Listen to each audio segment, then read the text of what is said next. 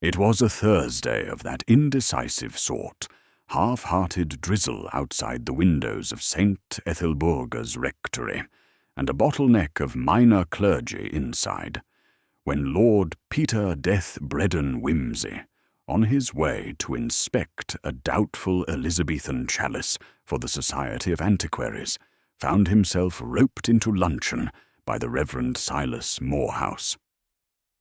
Wimsey, never averse to cold pheasant if conversation promised warmth, accepted.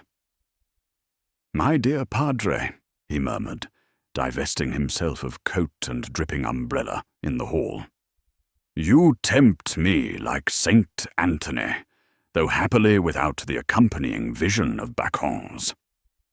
The rector, a timid scholar resigned to dusty parish registers, blinked at this, but pressed on. "We've a guest you'll find diverting, Lord Peter.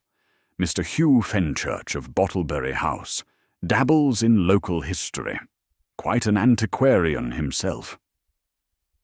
"Dabbles is the most alarming verb in the English tongue," Lord Peter replied, handing his hat to a servant whose complexion suggested he had not slept the preceding night. "Still, the prospect of shared dabbling may bolster the pheasant." A whiff of discord, the dining-room had that conscientious air peculiar to middle-aged rectories, mahogany polished to an almost moral lustre, an engraving of Gambier Parry's Saul and the Witch of Endor positioned to rebuke gluttony, and a clock which insisted upon marking each quarter hour with a wheeze like an asthmatic curate. Presently introduced, Mr. Fenchurch proved a tall man with the aquiline nose of a disappointed Caesar and the ready smile of a provincial solicitor. His talk, however, was all on 15th-century rood screens and the correct pronunciation of Pevensey, subjects which, to Wimsey's evident relish, allowed for ample mischief. "Pevensey, my dear sir," Wimsey pronounced solemnly, "is surely stressed upon the second syllable, P-ven-C, else the angels atop the screen are bound to tumble off in grammatical indignation." Fenchurch bowed. "I defer to your lordship's humour, though I fancy angels have stamina in these parts. Perhaps that is why they stay aloft at all." It was in the midst of this mild duel that the rector's wife, Mrs. Morehouse, portly, gracious, and afflicted with nerves whenever china rattled, bustled in from the pantry, cheeks the colour of stewed damsons. "Reverend, she faltered, clutching a linen napkin as though it were scripture. "There is someone in the pantry," her husband started. "In the pantry? Mrs. Morehouse, surely Jenkins." "Jenkins is already there," she whispered, "and cannot persuade it, or him, to respond." Wimsey tapped a forefinger against his chin. "Now that," he said cheerfully, "is the first interesting remark I have heard since the pudding was served. Shall we investigate the pantry population, Padre? One likes to know whom one is dining alongside." Pantry door, slightly ajar. Utterly final pantries, like secrets, are seldom built for crowds. The little company squeezed through the service passage, exchanging glances with Jenkins the footman, whose pallor seemed overtly pathological. The door stood ajar. Beyond, a waft of something metallic and disagreeably sweet insinuated itself beneath the more innocent scents of chutney and cold beef fat. On the flagged floor, half sprawled against an array of gleaming copper pans, lay a body. The head lolled at an angle unbefitting any polite posture, even one adopted post-luncheon. The man's dinner jacket was rumpled, as though it had objected to being forced into a corner. A single sheet of foolscap, ink-spattered, clung to his stiffening fingers. Fenchurch exhaled sharply. "Good heavens! Sir Miles Deverell!" "Better heavens than these close quarters," murmured Whimsy. He stooped, touching the man's wrist with two long, sensitive fingers. After a moment's cordial silence, he announced, with regretful politeness, "Sir Miles is beyond the consolations of luncheon." Jenkins made a strangled sound. Mrs. Morehouse swayed, caught by her husband. Whimsy, eyes roaming with bird-like quickness, noted the hearth's banked ashes, a splash of dark liquid upon the lowest shelf, and, more curious still, a small ornamental bell overturned on the draining board. "Padre," he said lightly, "might I trouble you for a telephone? The local constabulary will wish to know their afternoon has become, shall we say, unexpectedly occupied." The rector blinked perspiration from his brow. "Certainly, Lord Peter. The exchange is abominably slow." "Never mind. The dead, alas, have no trains to catch." A quibble in Latin. While the rector departed at a tremulous trot, Whimsy straightened the sheet of foolscap in the deceased's hand. Several hurried lines of Latin sprawled across it, untidy, urgent. He read aloud, half under his breath. "Et nihil est occultum quod non manifestatur." "And there is nothing hidden which shall not be revealed," he translated, sighing. Mark, chapter 4, verse 22. Though our friend, judging by his penmanship, was not much given to scriptural calm. Fenchurch hovered. Sir Miles had been threatening an exposé of certain historical malpractices in Bottlebury, family scandals and the like. But surely, murder? Whimsy smiled thinly. If one rattles enough skeletons, some obliging soul may volunteer to add a fresh one to the cupboard. Still, we mustn't get ahead of ourselves. The police enjoy the privilege of premature conclusions. Amateurs must be content with observant ignorance. He stepped back, surveying the cramped room with detached curiosity. "One wonders," he murmured, "why a gentleman should breathe his last in a rectory pantry, of all unromantic places. There is something perversely hygienic about dying among the preserves." As the muffled chime of the rectory clock wheezed, the half-hour, Lord Peter gently nudged the fallen bell upright. It gave a soft ting that seemed at once apologetic and accusatory. "Curious contraption," he said. "Note the braided cord, cut clean through. One might almost suspect it wished to summon help, only to be silenced." He returned the bell to its side on the draining board, where the cord's frayed end dangled like an unspoken question. Then, with a lift of an eyebrow almost invisible, and a smile as faint as candle smoke, Whimsy addressed the shaken assembly. "Ladies, gentlemen, do keep your spirits up. We stand at the threshold of an engaging puzzle. And if there is one thing more invigorating than cold pheasant, it is discovering precisely how and why a man contrived to die among the pickles." He offered Mrs. Morehouse his arm. "Come, madam, let us seek an armchair, and perhaps a little brandy. I dare say the pantry will keep its secrets until the constable arrives, though I vow it sighs rather ominously behind that door." And indeed, as the company withdrew, a barely perceptible draught passed through the narrow passage, making the pantry door quiver on its hinges, as though the room itself exhaled a long, rueful breath.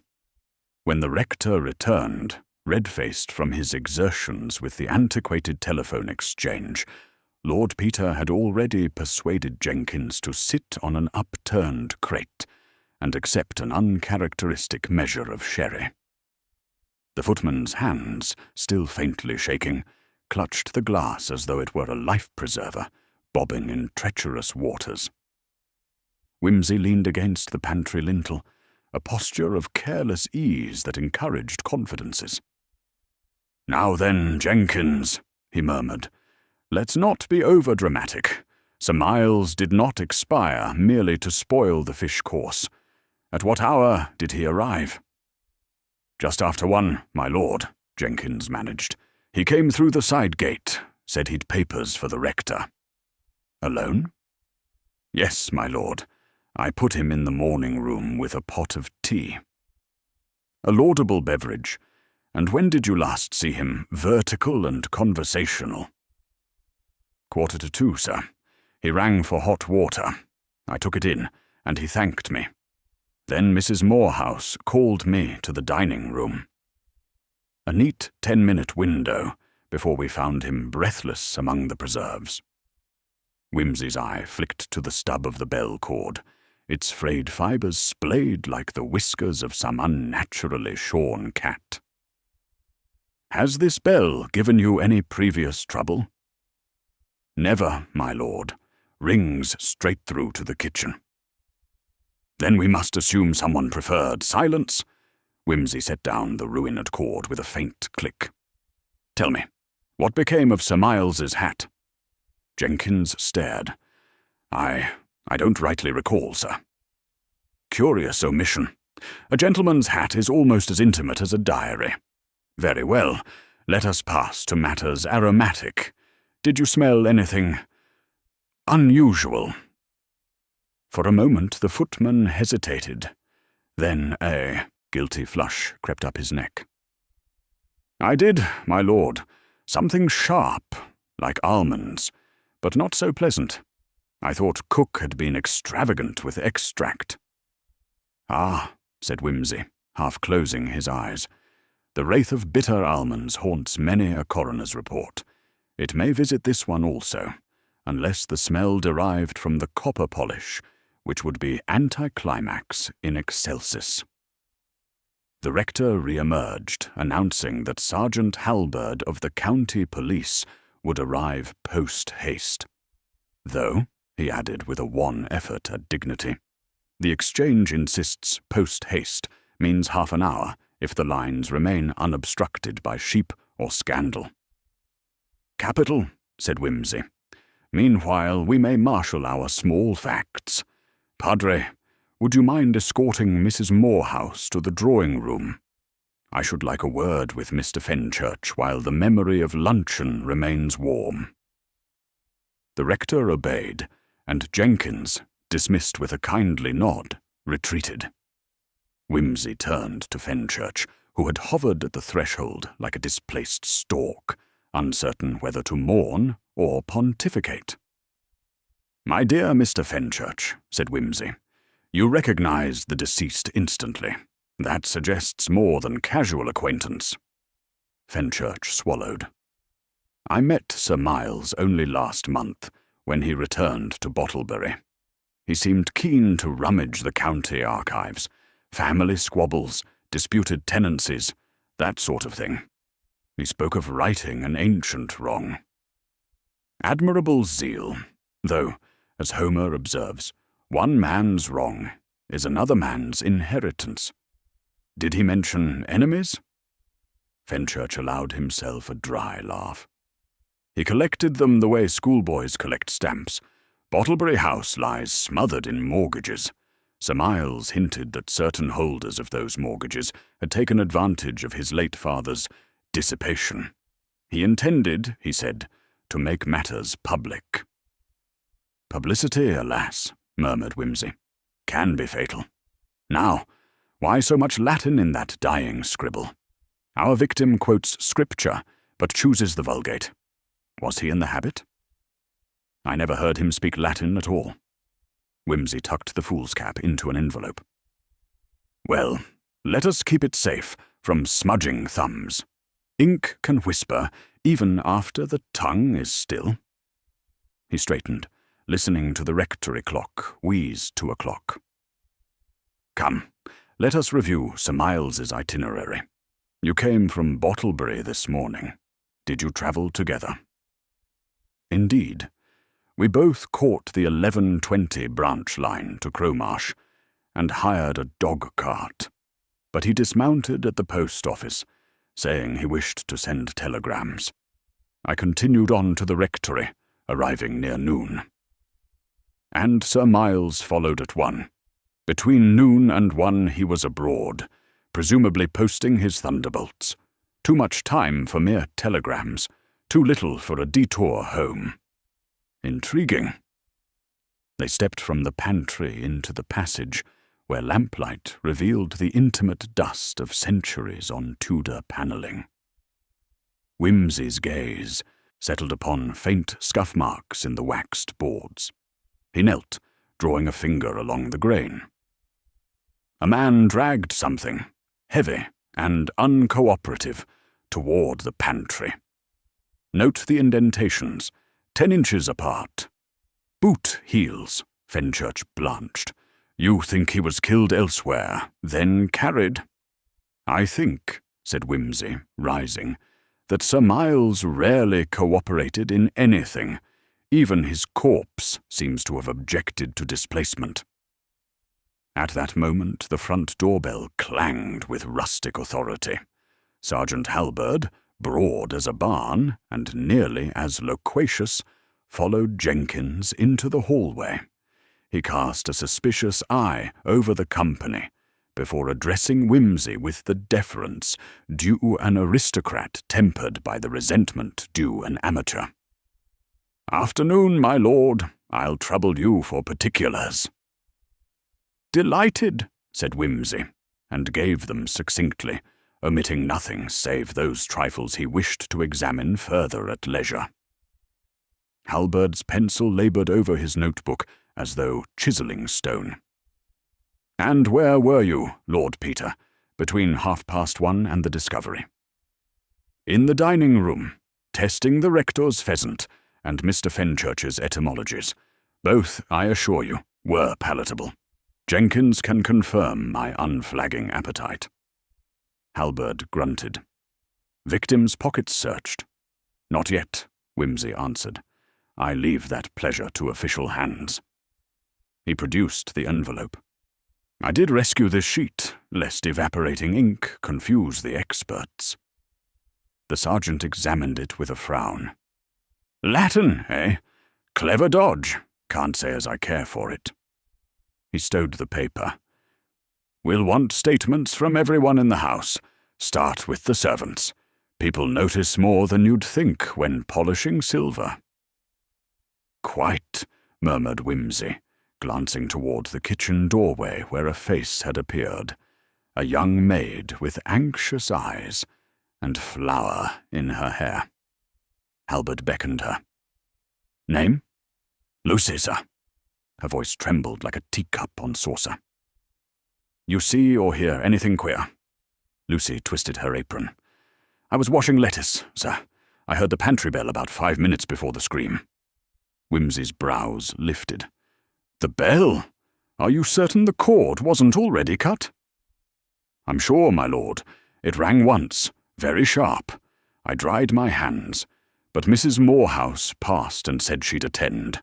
Next thing, Sir Miles is found dead." Wimsey glanced at the severed braid. "Ingenious. Someone cut the cord after that ring.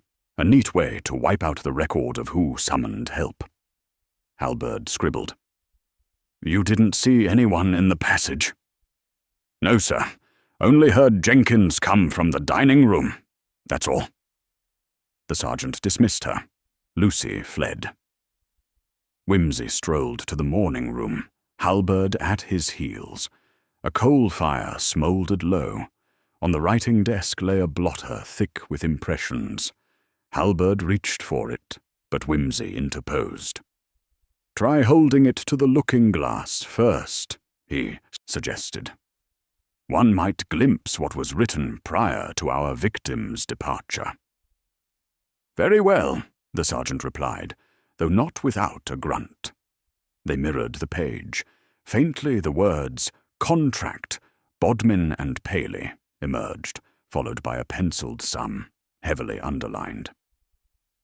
"Contractual blackmail," Halberd muttered. "Possibly legitimate legal business," Wimsey observed. "Bodmin and Paley are solicitors in Oxford, but why underline the figure? And why leave the blotter unturned, as though inviting discovery?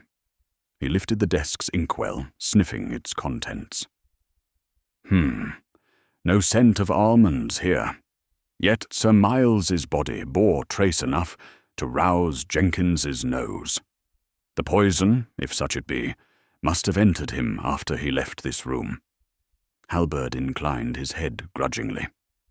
You suggest supper in the pantry. Hardly gourmet fare, but perhaps he was enticed with something less innocent than chutney. Whimsy's gaze fell upon a small tin bucket under the desk, its lid askew. Inside lay crumpled telegram forms. He extracted one with tweezers. Arrangements complete. Stop. Expect payment after publication, it read. Signed R.A. The time stamp, 12:37 p.m. R.A., repeated Halberd. Who's that? Not a clue, said Whimsy cheerfully. Though I dare say we shall meet the gentleman, or lady, in due course. Notice the timing. Sir Miles dispatches a telegram at 12:37, then appears here just after 1. But Lucy hears the bell at 5 minutes to 2. A tidy sequence, save for one irregularity. And what's that? The rector's clock, Sergeant. It insists upon wheezing its quarters 3 minutes late. If the dining room bore the same infirmity, then Lucy's 5 to 2 becomes near on 2 o'clock exactly, shortening our fatal interval. We must examine every timepiece in this household before the coroner arrives and someone adjusts them out of well-meaning propriety. Halberd raised an eyebrow. You think the killer tinkered with the clocks? In a country rectory, Sergeant, nothing is so tamper-proof as a clock, except perhaps a sermon. Let us not assume, but verify. He crossed to the door, paused, and regarded the sergeant with mild apology. Forgive my interference. It is an old vice. I shall leave you to your formalities and content myself with innocent perambulations. Halberd, recognizing the futility of protest, gave a grunt that might have been assent. Whimsy slipped through the dim corridor towards the staircase, his mind aligning impressions with the precision of chessmen. The scuff marks on the boards, the solitary ring of the pantry bell, the fragrant whisper of almonds, and the hour between telegram and demise. Somewhere within that narrow compass lay motive, method, and murderer. Halfway up, he met Mrs. Morehouse descending, a glass of restorative brandy in hand. She halted, her round face still pallid. Lord Peter, do you suppose evil truly lurks among us? He smiled gently. My dear madam, evil lurks everywhere, even in the most respectable pantries. But so too does truth, and it draws breath more persistently. We shall air the house, sweep away the dust, and you will see that daylight remains inhospitable to ghosts. Yet, as he spoke, a gust rattled the stained-glass landing window, and down the passage behind them came a faint metallic clink, like a spoon tapping once upon china. Then nothing. Whimsy's eyes narrowed. The sound was too deliberate for draught or chance. He excused himself and descended at a measured pace toward the kitchen regions again, curiosity kindled by that solitary note of metal. Each step seemed to echo the silent promise he had made to the corpse in the pantry, that no secret, however carefully shelved among preserves, would remain hidden for long. Lord Peter reached the service passage to find cook upon her stout knees, retrieving scattered silver spoons from a shallow basket. One had slipped through her fingers to strike the tiled hearth of the range. That, he surmised, had been the clink. She glanced up, startled, and flushed a guilty crimson. No harm, my lord. My own clumsiness. Quite the contrary, Whimsy answered, crouching to help. Silver has a habit of announcing dishonesty. but here it merely reveals gravity. He selected the fallen spoon, noting an oval smear on its bowl, a faint opalescence that caught the light with sinister delicacy. "Have these been polished of late?" "This very morning, sir. Silvo and elbow grease." "Indeed." With his handkerchief he buffed the smear. It faded, leaving a shadow of suggestion. Polishing compound could look like this, or a sticky residue left by something less domesticated. He tucked the spoon into his jacket pocket. "I'll return it once Sergeant Halberd grants amnesty." "Yes, my lord." Cook wiped her hands. "Beggin' pardon, but shall you want tea? I can keep a pot hot in the still-room, seeing as none of us will fancy luncheon leftovers." "I shall be profoundly grateful." He bowed and left her to her domain. In the passage outside the pantry, Halberd and the police surgeon, Mr. Tolliver, conferred over the corpse. The surgeon's bag lay open like a splay-mouthed toad, revealing instruments that glittered with chilly promise. Whimsy lingered back, listening. "Time of death between 1:30 and 5 to 2, Tolliver pronounced. "Cyanide, aroma unmistakable. Stomach contents will confirm." He sniffed again. "Dose seems large. Onset would have been rapid. Convulsions, collapse, respiratory failure in under 3 minutes. Halberd made a satisfied jot. "Poison, then, self-administered or otherwise?" "Cup or flask should be near," the surgeon said. "He would scarcely wander far once symptoms began. Look for a receptacle, glass perhaps, or a little phial. Cyanide tastes vile." Whimsy stepped forward. "Any traces about the mouth?" "A whitish froth." Tolliver glanced at him, acknowledging professional curiosity. "But limited burns on the mucosa. Suggests swallowing rather than inhaling gas." "So he drank or ate it," Whimsy murmured. "Yet nothing obvious shows among the pickles. Have the shelves been inventoried?" Halberd shook his head. "Not yet." "I should like to observe when you do." He moved aside, eyes roving the small chamber. On a lower shelf he spied a squat green bottle half hidden by a jar of damson jam. Plucking it free with gloved fingers, he held it to the light. "Prussic acid, label half-soaked, cork askew. Would this suffice?" he asked Tolliver. The surgeon frowned. "A chemist's poison bottle. Only a fool leaves it lying about. Smell?" Whimsy eased the cork. The vicious almond reek leapt out, unmistakable and murderous. Resealing it, he observed a dark thumbprint upon the glass. "Left hand, I fancy. The print smudges upward." He presented it to Halberd. "Have that photographed before excitement erases truth." Halberd grunted his thanks, while Tolliver set to preparing the body for removal. Whimsy, freed, drifted into the morning room again, notebook in hand. On the desk now stood the rector's own timepiece, fetched for examination, a solid Victorian carriage clock, its face confidently declaring Toop 17. Whimsy compared it with his wristwatch, Toop 12, and the Hall grandfather, 2:10. A neat progression, each clock a trifle more optimistic than the last. Someone, he suspected, had tampered with none. Village life merely ran on amiable disarray. But that 3-minute stagger between hall and dining room remained crucial. He turned at a discreet cough. Jenkins lingered in the doorway. "My lord, might I speak?" "Please do." "It's the matter of Sir Miles's hat, sir. I've found it." He produced a black Homburg, brim speckled with pale flour.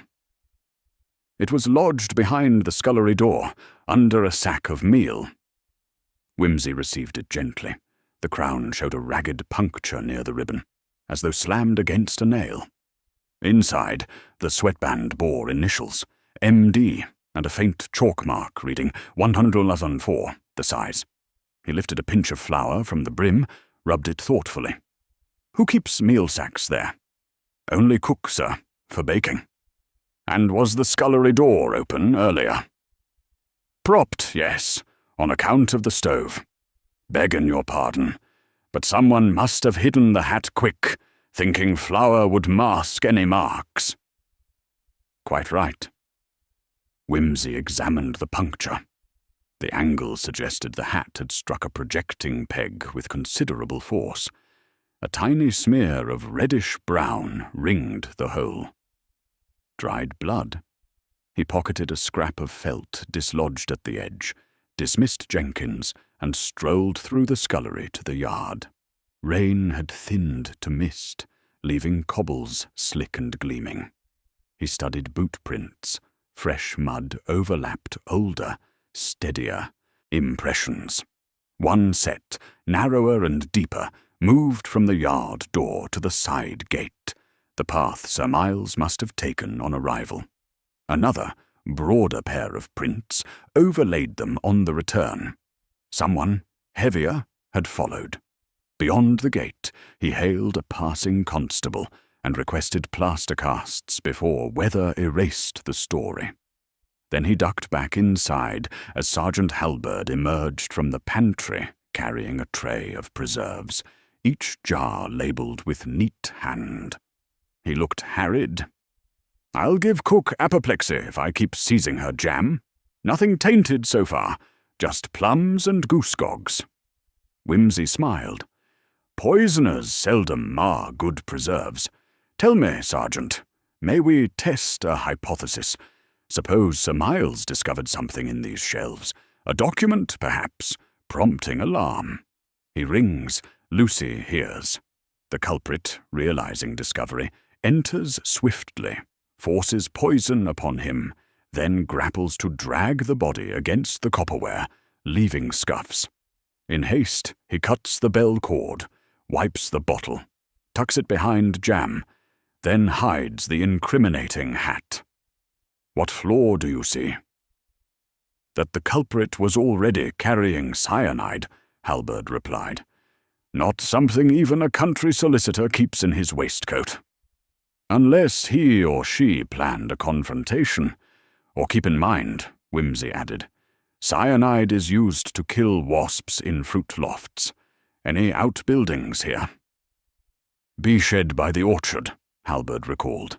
Rector keeps it for honey. Then we shall visit it. Meanwhile, Sergeant, secure those telegram forms and the blotter. Have fingerprints compared to our household, especially Mr. Fenchurch, who, by the way, is no stranger to legal parchments. Whimsy's tone remained airy, but Halberd's eyes narrowed. As the surgeon's assistants conveyed the body towards the waiting van, Whimsy found Fenchurch pacing the rector's book-lined study. Piles of ecclesiastical tracts jostled botanical folios, and the air smelt of dust and beeswax polish. Lord Peter, Fenchurch exclaimed, this is monstrous. Tolliver says poison. Who would stoop so low? Many honourable people have. It requires less athleticism than stabbing. Whimsy settled into a worn armchair. When last you conversed with Sir Miles, did he mention Bodmin and Paley? The solicitors, only that they held deeds relating to the Deverell entail. A contested codicil, he said, might restore acreage. Acreage that present tenants will not relinquish lightly. Whimsy studied him. Tell me of the telegram he dispatched at 12:37. Fenchurch hesitated. He wouldn't say, but he looked excited, rather younger than his years, evidently a breakthrough. And the cryptic R.A. He spread helpless hands. I assumed a journalist.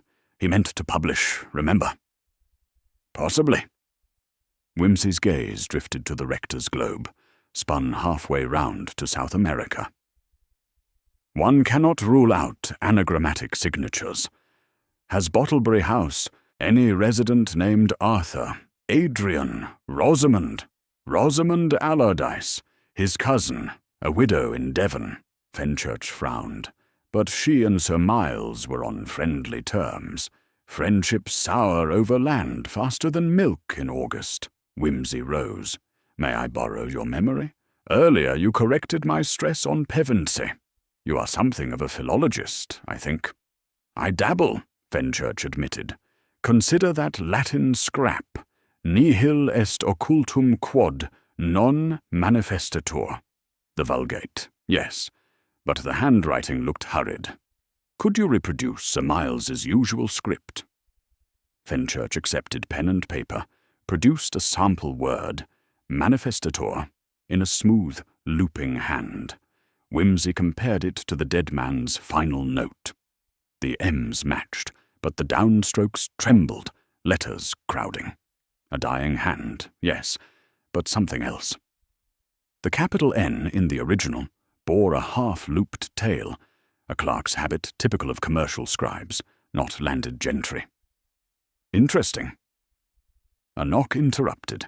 Jenkins presented a thin envelope addressed to the rector, postmarked that morning in Oxford. It came in the noon delivery, sir.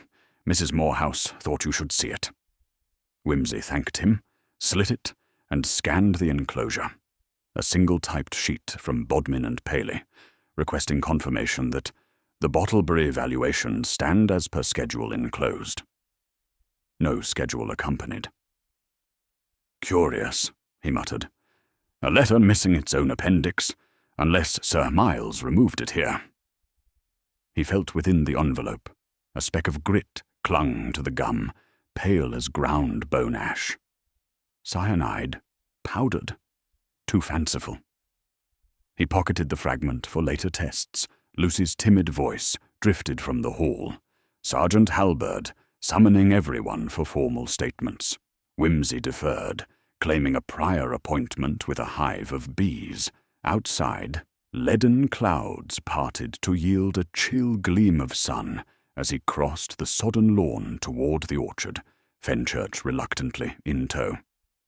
The wooden shed by the hives stood padlocked, yet bore fresh scratches round the staple. Wimsey knelt, produced a thin sliver of steel, and coaxed the hasp open. Inside the gloom, shelves held jars of honey, a smoker, and, most telling, an unlabeled earthenware jar, traces of white crystals around its rim. A scoop lay beside it, showing recent use. Beekeeper's cyanide, Wimsey breathed. Crude, but deadly. Our murderer eschewed chemist's bottling, it seems, or swapped containers to confuse us. But we already found a green bottle in the pantry, Fenchurch protested. Precisely. A decoy, or the bee-shed jar is the decoy. Two sources muddy the water. Let us carry both to Sergeant Halberd, and let the chemists decide which killed Sir Miles. They emerged to see Lucy running across wet grass, skirts flapping. My lord, Sergeant Halberd says come quickly. The rector's wife. She's collapsed. In the dining room, Mrs. Morehouse lay faint upon the sofa, brandy at her lips. Halberd hovered, waving smelling salts. Says she saw a ghost, he muttered to Wimsey. A figure in the vestry window, beckoning. Wimsey, glancing through the French doors, observed the church tower beyond the yew hedge. The vestry, dark-paned, offered no movement. A convenient distraction, he said softly. Someone desires the rector's household in uproar. While we chase phantoms, evidence walks away on civilized feet. He looked at the trembling lady. Madam, forgive the question, but what precisely did you see? A man, tall, with a long coat. He lifted his hand as if to call me, she whispered, then vanished. Tall, long coat, repeated Wimsey. Fenchurch fitted that description. So did the rector. So did half the county gentry in their overcoats. Yet the timing pricked his interest. While household assembled for statements, someone slipped off. Sergeant, he said crisply, Post a constable at every exit. No hatless soul must leave until I return." And heedless of puddles, he leapt the step into the garden, boots splashing, bound for the churchyard path. The vestry door proved ajar. Inside, dust motes swirled in lancet-filtered light. Hymnals lay stacked, unthreatening. But on the oak desk beside the parish registers sat a battered attaché case bearing the monogram H.F. Hugh Fenchurch. Whimsy flipped the hasp. Within, ordered folders labelled Deverell Estate rested on top of a slim volume. Toxicological Abstracts, 1912 edition. Atop the papers, a spatter of flour ghosted the morocco leather. Far below, the church clock tolled 3:30, the hour inexorably narrowing. Whimsy closed the case and straightened, hearing hurried footsteps outside. He smiled, weary, wistful, then stepped back into the porch to meet whichever suspect Providence had chosen to send. Somewhere between pantry and vestry, between cyanide jar and telegram, between missing hat and beckoning phantom, the threads were knitting. Yet he knew the pattern would remain stubbornly tangled until he understood why flour dust clung to a murder weapon and why a man dying of poison wasted precious seconds quoting the Vulgate. He tucked the attaché under his arm and, with the ghost of a whistle from the yeomen of the guard, strode out to catch the footsteps before they reached the yew gate. Whimsy stepped out beneath the stone porch, just as the figure breasted the gravel sweep. Hugh Fenchurch drew up short, raincoat flapping, breath quick from haste. "Ah, my lord," he began, and only then seemed to notice the attaché under Whimsy's arm. "I was coming to collect my case. It appears I left it, in the study." "So it appears," Whimsy agreed, coolly inspecting the other's lapels. A dusting of flour ghosted the dark cloth, faint but undeniable. "Odd that it should migrate to the vestry unaided. Luggage is developing remarkable initiative these days." Fenchurch forced a laugh. "The vestry? Extraordinary. Perhaps Jenkins?"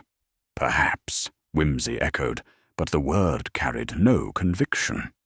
"Tell me, do you often carry treatises on toxicology when inspecting rood screens?" Colour crept up Fenchurch's neck. I dabble broadly. Cast-iron constitutions of medieval monks, belladonna in the herbals. One picks up curiosities." "And leaves them lying about graveyards," Whimsy murmured. "Shall we return before the rector quite expires of suspense?" He turned without waiting. Fenchurch followed, shoes squelching on the damp flagstones. Inside, Sergeant Halberd was marshalling the household into the study, the only room capacious enough to serve as makeshift courtroom. Mrs. Morehouse, pale but steadier, sat by the fire. The rector hovered beside her, hands folded as though in perpetual benediction. Jenkins, Lucy, Cook, and the gardener, old Phelps, formed a subdued row near the window. The clock on the mantel proclaimed 3:42. Halberd acknowledged Whimsy with a brusque nod. "Good. You've the gentleman's valise. I was about to send for it." He produced an evidence bag containing the green poison bottle. "Prints are smudged but large, likely a man's. Still waiting on the expert." "Excellent," said Whimsy, depositing the attaché on the desk. "Mr. Fenchurch asserts prior ownership, though mislaid. Perhaps he will unlock it for us." Fenchurch swallowed. "With pleasure." From his chain he drew a tiny key, hesitated only a fraction, and released the catches. Inside, papers lay as Whimsy had found them, but he now lifted the toxicology volume and flipped pages with a nervous thumb. "Reference only," he insisted. "Sir Miles spoke of poisoning wasps in the orchard.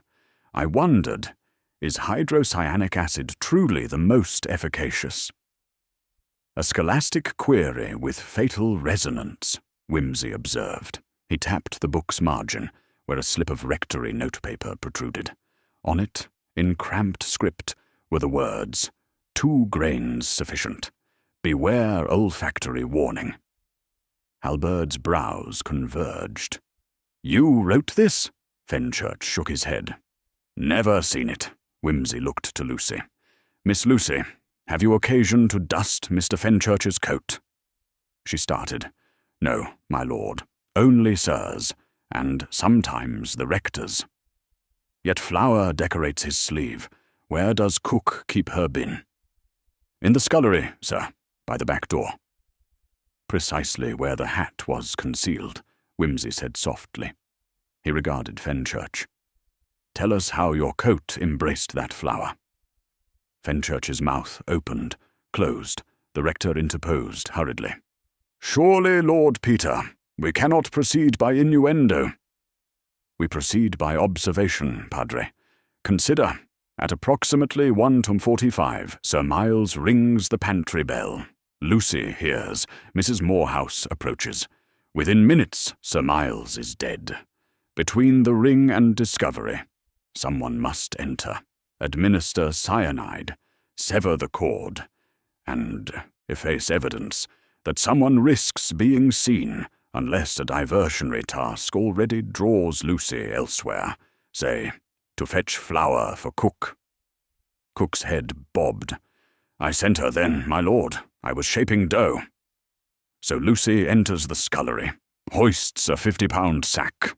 Hard labour, ample puff of flour. Suppose our murderer ducks in behind her, seizes Sir Miles's hat, now incriminated by spatter of blood, thrusts it under the meal sack. Flour coats hands, coat sleeve. Fenchurch found his voice, strained but steady. A vivid conjecture. Yet why should I bother hiding a hat? We've not said it is yours, Whimsy answered.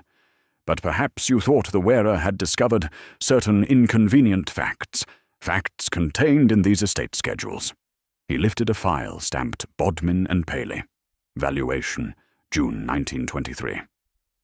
Sir Miles's crusade to regain Bottlebury land appears less righteous when one notes a subsequent transfer to Hugh Fenchurch, Esquire, conditional upon redemption. Fenchurch stared.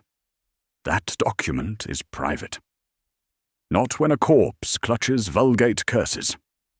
Whimsy's tone sharpened.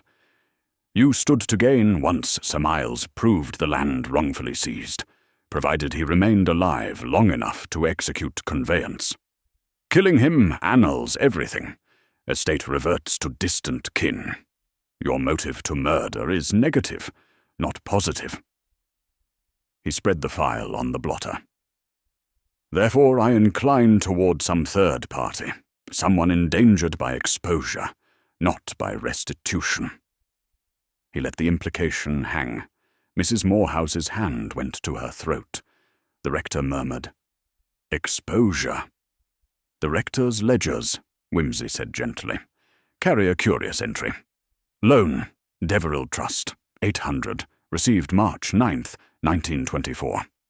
Padre, you omitted to mention Sir Miles had financed parish roof repairs. Morehouse's face reddened. A trifling sum, he insisted. Anonymity. Anonymity serves only until the donor demands repayment. Did Sir Miles threaten to call in his debt today? No, at least he implied he needed funds for litigation. The rector sank heavily into a chair. I offered installments, and he refused, Whimsy conjectured. Then who else owed him favours? His gaze roved. Cook, you keep the pantry key. Always on my belt, my lord. And yet the door was unlocked at luncheon. Might one borrow it? She looked scandalized. Never.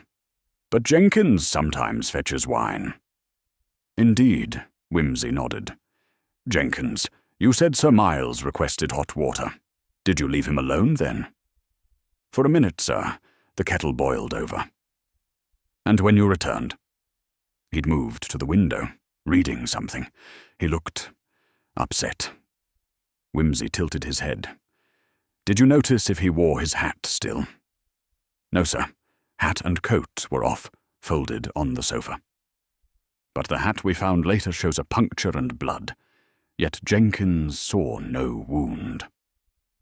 Whimsy turned to Tolliver's earlier report. "No external injury beyond cyanosis. Therefore blood on the hat originates elsewhere. Perhaps from the murderer, a scraped knuckle against a nail." He eyed everyone's hands. Only Fenchurch bore a discreet strip of sticking plaster along his index finger. Fenchurch followed the line of sight, whitened, yet spoke calmly. "Gardening cut," he said. "This morning, trimming roses. Lucy can attest. I asked her for the plaster." Lucy nodded, though uncertainty clouded her eyes. Whimsy sighed almost amiably. "Conundrums multiply. Sergeant, may I beg a pipe and 3 minutes in the rector's pews? I meditate best amid misericords." Halberd, glad of any motive to relieve tension, released him. Whimsy slipped from the study, leaving behind a thrum of half-suppressed whispers. Down the nave's cool hush he walked, pipe unlit, thoughts darting. 2 cyanide sources, bottle and jar. 2 flower traces, hat and coat. 2 Latin hands, Sir Miles's, and an imitation. Doubles everywhere, as though someone engineered redundancies to blur pursuit. He halted before the rude screen Fenchurch had earlier praised.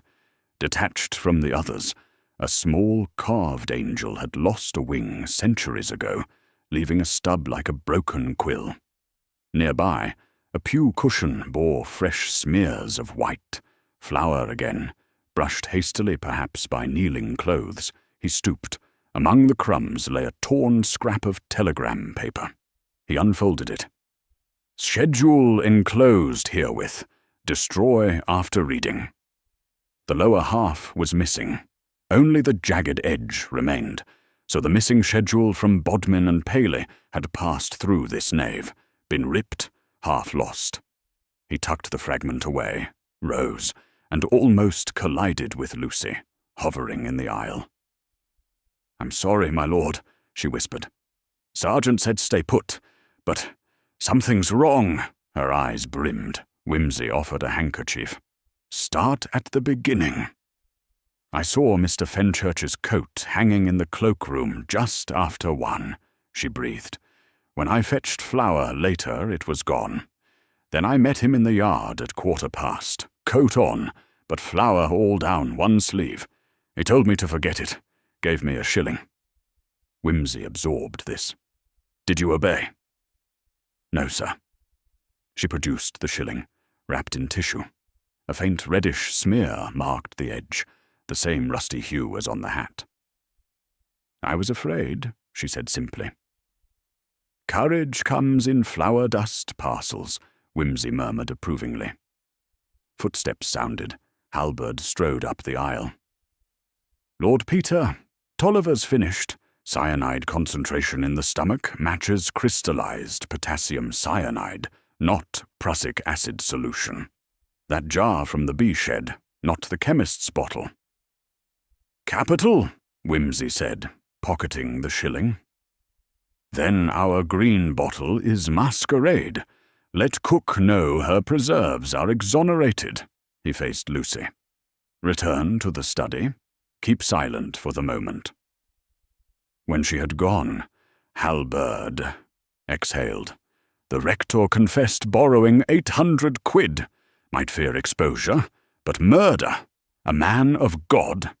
"Doctrine seldom prevents panic," Whimsy replied. "Yet I doubt our cleric would carry cyanide without mislaying his sermon notes as well." He tapped his chin. "But we approach clarity. One more experiment." They walked to the vestry. Whimsy opened the attaché again, drew out the toxicological abstracts, rifled to the index. "Potassium cyanide. See entry. Odorless crystals. Solution yields bitter almond smell. Lethal adult dose, 300 milligram. 3 grains." He folded the margin to the earlier note. 2 grains stipulated. Our anonymous annotator underestimated. Sir Miles therefore received more than advised. Killer sought certainty. Halberd rubbed his temples. So, who scribbled the note? Whimsy's eyes shone. Compare handwriting with that Latin scrap. From his pocket he produced the Vulgate quotation, held the 2 side by side under the leaded glass. Letter forms matched, the half-looped capital N, the crowded downstrokes. Then Sir Miles wrote both, Halberd said blankly. Exactly. He penned his own doom's recipe and dying testament in the same reckless hand. Whimsy's voice dropped. Therefore he ingested cyanide, knowingly, or under coercion so swift he chose warning over resistance. Halberd stared. You think suicide? Not when the bell cord is cut, Sergeant.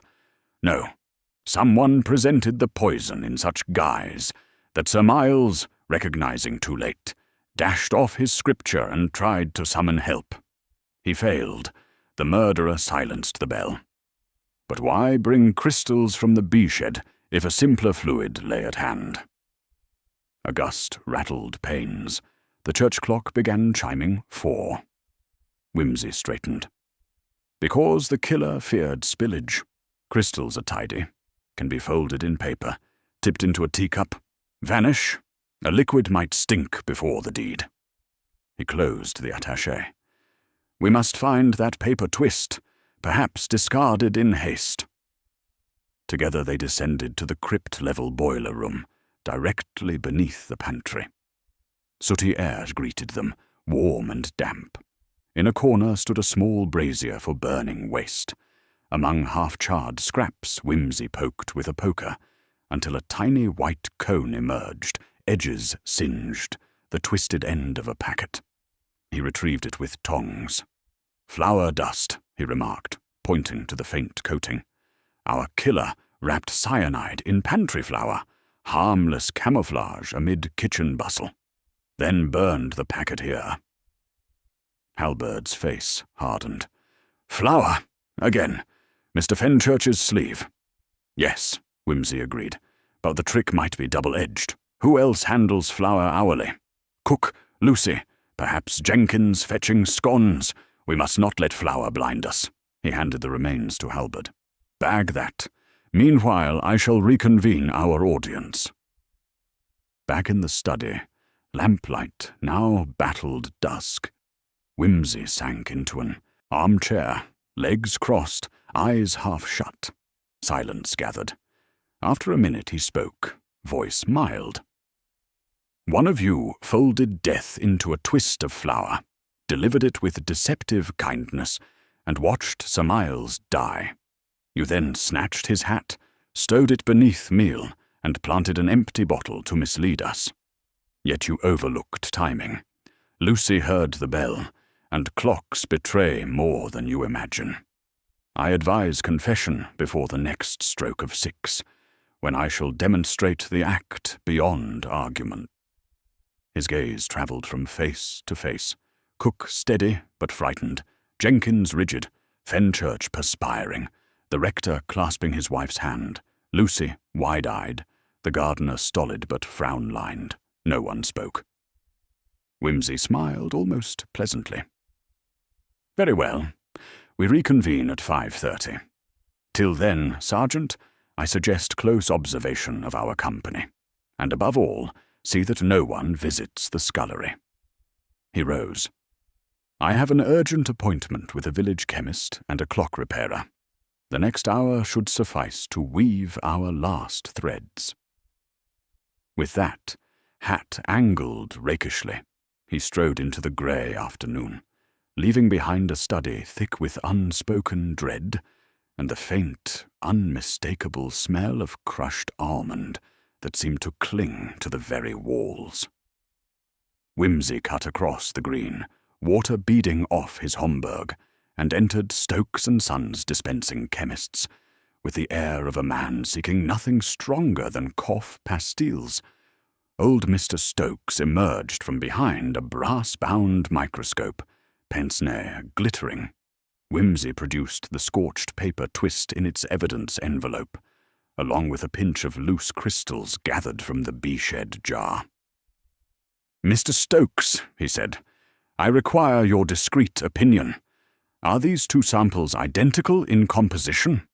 And if so, have you supplied any within the last fortnight?" Stokes angled the twist beneath a lens. "Potassium cyanide beyond doubt. The flour granules are a fool's camouflage, yet commendably economical."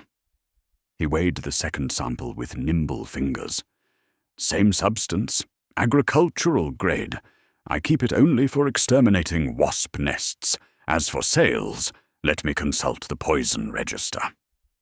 He drew out a thick ledger. Columns of copperplate listed signatures, addresses, avowed purposes.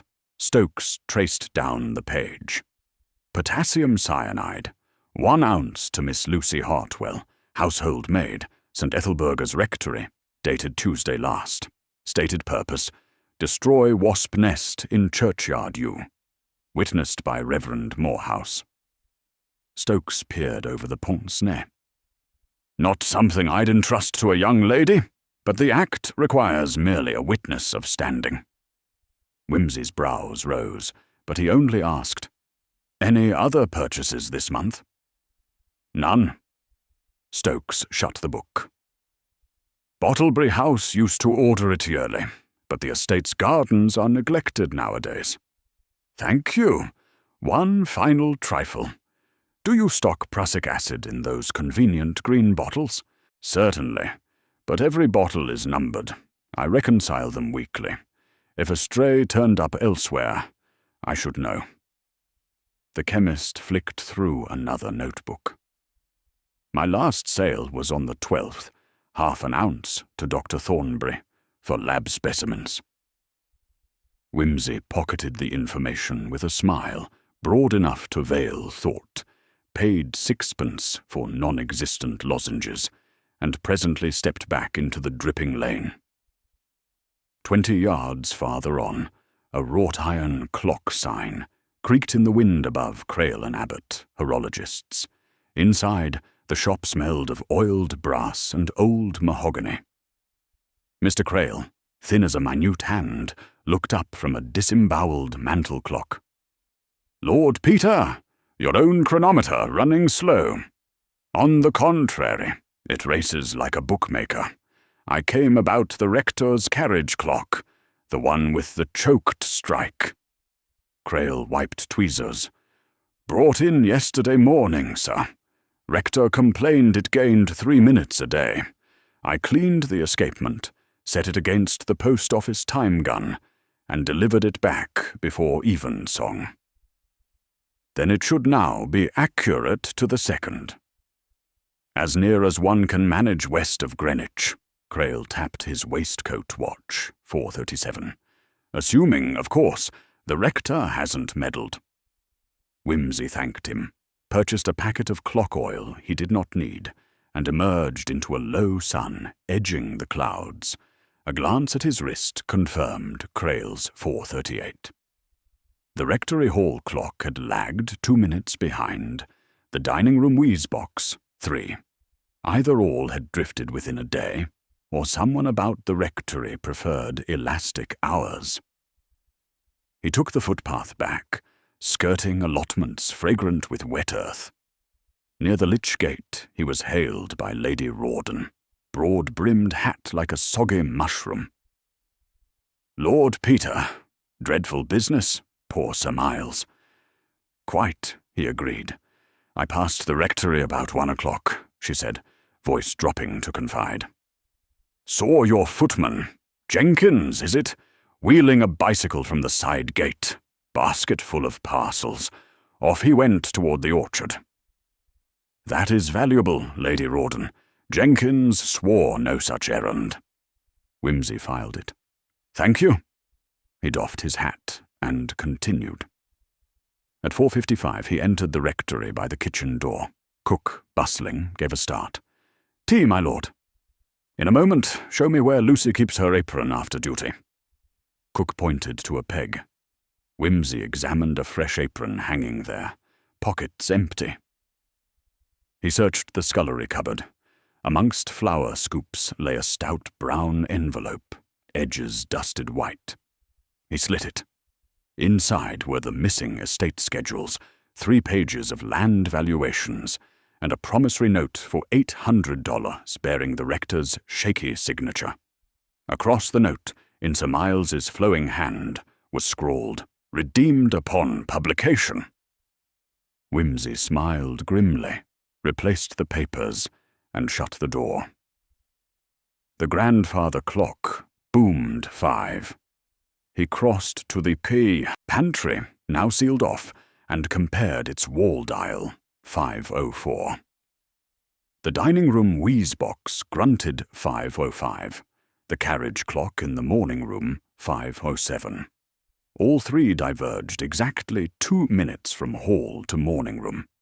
Someone had advanced the carriage clock while the rector was absent, an increment designed to compress or stretch testimony. He went upstairs to Sir Miles's guest room, trunk still unopened, coat and waistcoat laid over a chair. A pocket comb expelled 2 white grains into his palm, flour-dusted crystals. Once again, cyanide wore cook's livery. When Wimsey returned below, Sergeant Halberd waited in the passage, jaw set. "Lucy is missing." "Since when?" 10 minutes. Exit door unguarded. Constable nipped to the bushes. Girl slipped away. Then she has gone to the only sanctuary she knows." Wimsey strode through the drizzle to St. Ethelburga's porch. The nave lay pew-shadowed, but a shiver of movement stirred near the rood screen. Lucy knelt, head bowed on clasped hands. He approached softly. "Running away seldom straightens crooked hours, Miss Hartwell." She looked up, tears bright. "I didn't poison him, my lord. I only did as Mr. Fenchurch said. Put the powder in the paper, so the wasps would die quick. He said it was sugar." "Why fetch it from Stokes's in your own name?" "He asked me. The act needs a witness," he said. "Reverend signed." "And afterward?" "He took the twist from me in the corridor. That's all, I swear. I heard the bell later, then the scream." Wimsey offered his hand. "Come, child. The truth needs every note in its scale." Back in the study, the company had gathered. Tension crackled like static over wireless. Lucy slipped to a chair. Halberd locked the door. Wimsey removed his wet hat and addressed them. "We near the hour of reckoning. Facts first. Miss Hartwell lawfully purchased potassium cyanide. Mr. Fenchurch persuaded her to do so. Sir Miles ingested those same crystals between 1:45 and 1:50. The bell rang. The cord was cut. The body was dragged. A green bottle of prussic acid appeared as false scent.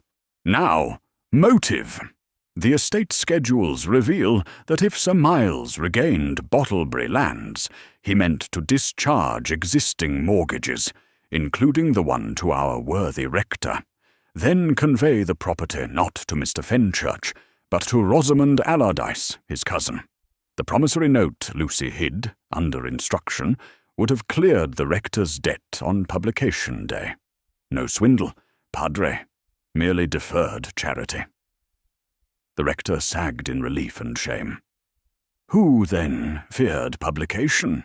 Observe the land valuations. Wimsey tapped the file. Largest tract, 200 acres, was sold last October to Hugh Fenchurch for a laughable price, pending confirmation of title. A sale invalid if Sir Miles proved his father's incapacity at signing. Mr. Fenchurch faced ruin of investment and reputation. Fenchurch found hauteur. That is conjecture. Then let practice convict you. Wimsey produced the flour-stained coat, plucked a single white crystal from its cuff, and tossed it into Halberd's water glass, An acrid whiff burst forth. "Not sugar! You wrestled with Sir Miles in the pantry. Flour clung to your sleeve. You pocketed his hat to hide blood where he struck you. Your finger grazed the nail, hence the plaster. You silenced the bell, dragged him to the copper where he collapsed. You planted Stokes's bottle, empty of serial number, with a thumb smudge to incriminate any stranger. Finally, you hid the schedules, bribed Lucy to silence, and staged a ghost at the vestry to fetch your attaché." Fenchurch's lips thinned. "Bold chain of fancy. Where is proof?" "Here." Wimsey drew from his inner pocket the clock oil packet. "This shop-fresh oil contains fluorescent dye Mr. Crail adds against forgery. I daubed a speck upon your shoe lattice outside the chemist at 4:20. We shall dim the lamp." He did. Under a pocket ultraviolet torch, Fenchurch's right instep gleamed pale violet. "You followed me, fearing what Stokes divulged. A guilty man follows evidence as faithfully as shepherd's dog." Fenchurch surged to his feet. "You cannot—" Halbert's hand clamped his shoulder. "I can." He read Fenchurch his rights, but Wimsey lifted a palm. "One question remains. Sir Miles, half poisoned, scribbled Latin. Nothing is hidden that shall not be revealed." "Why Latin? Because he fought to the last for Bottlebury's heritage, scriptural Latin, the tongue of canon law and of ancient deeds. His final stroke was not despair, but testimony." Fenchurch's defiance withered to bleak acceptance. "He was my friend," he muttered. "I only meant to frighten him, make him sign a resale. But he mocked me, said Rosamond would own it by week's end. I slipped the crystals in his tea. He tasted the bitterness, realized. He wrote that damned verse and reached for the bell. I panicked." Halberd produced handcuffs. Mrs. Morehouse sobbed. The rector crossed himself. Jenkins, eyes wide, stared as though murder were a comet foretold, yet still astonishing. Wimsey, exhaustion soft in his smile, gathered the estate papers and placed them atop the mantel. "Sergeant, the law may proceed, but let us leave Bottlebury's acres to the probate court. The dead need no fields. What they need is for clocks to run true, bells to ring unhampered, and young maids never again to carry poison disguised as kindness." Lucy began to cry in earnest. Cook folded her within flower-scarred arms. Wimsey, hat in hand, glanced to the rector. "Padre, I suggest evensong be sung tonight. There is an ancient salve in Plainchant." Then, turning, he strode for the door, his step light with the sadness only partly eased by justice, and the smell of bitter almonds at last fading into the honest, homely fragrance of baking bread. The police motor lurched away through puddles with Hugh Fenchurch inside, a blurred face behind rain-streaked glass, and the rectory fell into a hush so deep one fancied the house had grown suddenly larger to accommodate the vacancy.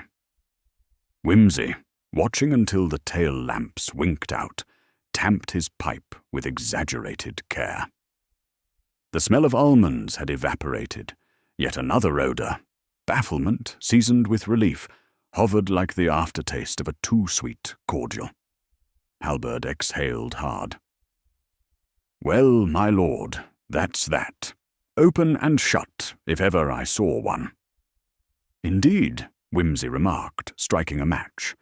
"Open enough for a draught, shut enough to pinch a finger. Often one finds the finger still smarting."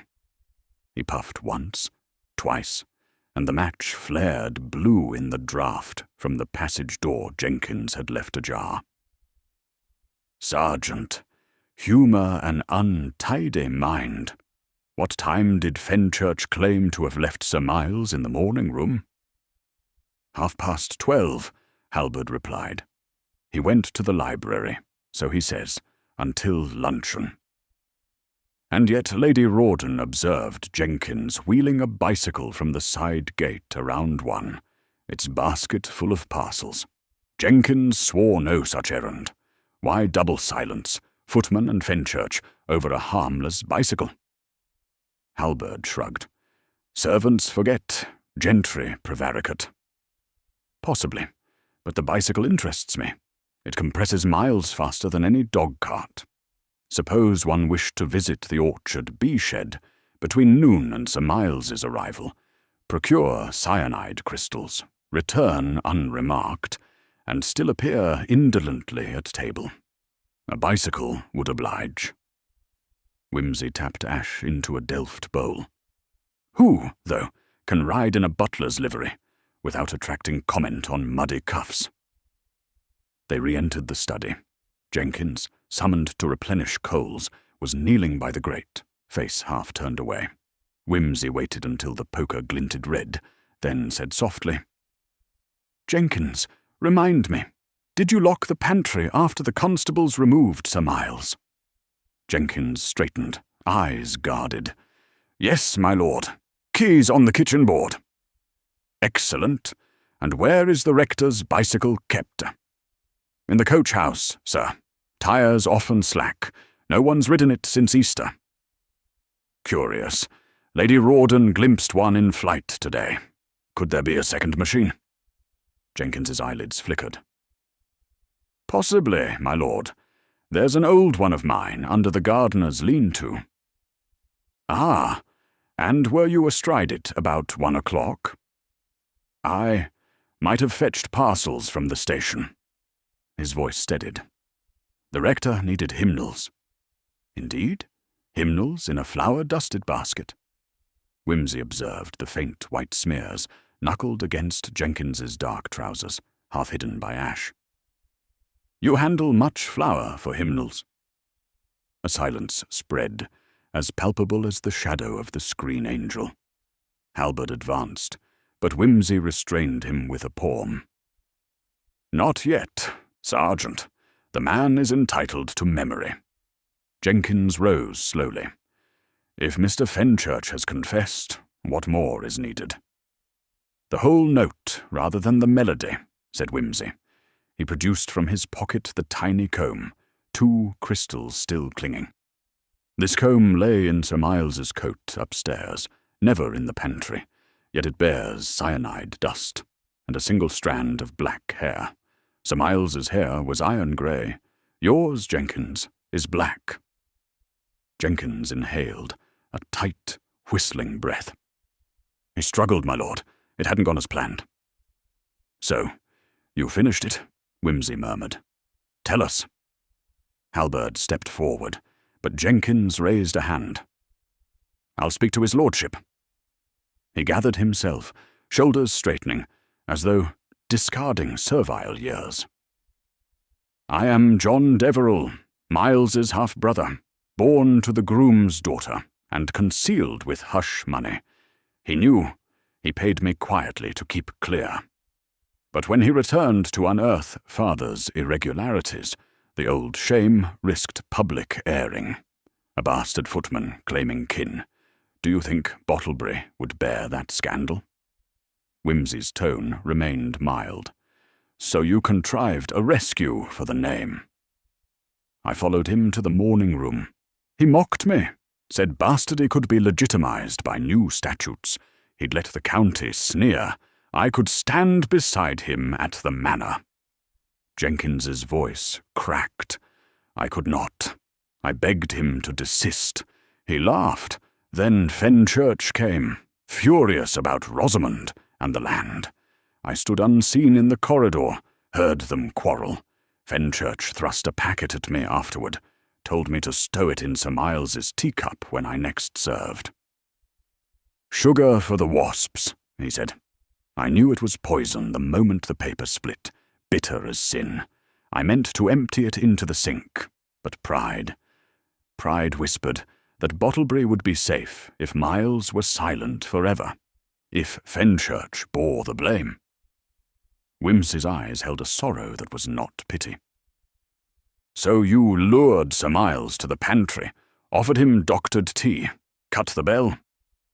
He tasted it, guessed, tried to ring. I severed the cord. He grappled. His hat snagged on a hook, tore my finger. I dragged him to the copper, stuffed the packet in my pocket, fled, and planted the green bottle later when Halberd searched rooms. Then why confess now? Because you see clocks, Jenkins said simply, and combs, and men cannot serve two masters, Miles or the Deverell name. I chose wrong. Halberd recited the charge. Jenkins made no resistance. Yet Wimsey, pipe neglected, studied floorboards as though watching hours gather in their cracks. Outside, dusk had thickened into a fretwork of branch and lamplight. After Halberd escorted his prisoner, the rector slumped at his desk, face grey. My household, Lord Peter, shattered. What sermon can mend such rents? The one that speaks of truth owning many voices, Wimsey said. One killed for greed, the other for pride. Both sharpened the blade, but in different whetstones. He contemplated the Vulgate sheet, now evidence pinned beside the grate. Sir Miles tried to warn us all, but men rarely read dying handwriting until too late. Cook brought tea. Its homely fragrance settled like a quilt over raw nerves. Lucy, drained, sipped in silence. Mrs. Morehouse dozed, exhaustion easing lines of terror from her brow. Wimsey accepted a cup, then rose. If you will excuse me, Padre, I must telephone Miss Allardyce. She inherits a tangle, and afterwards I fancy a stroll. A mind clears in night air better than in brandy, though I shall not disdain both. The rector's hand closed on his sleeve. You will stay the night? We have room. Gladly, provided the bells remain unsilenced. Wimsey managed a weary quip, but as he left the rectory, his shoulders sagged a fraction, not visible beneath the drab close of English twilight. The churchyard lay hushed. Only the gusting yew hissed secrets to the stones. A lantern moved by the lich gate, Sergeant Halberd returning from the jail van rendezvous. They met beneath the arch of weathered timber. Well, Halberd said, boot-crunching gravel. 2 in one day. Paperwork will murder me yet. Paperwork never killed a man, only exposed murder, Wimsey replied.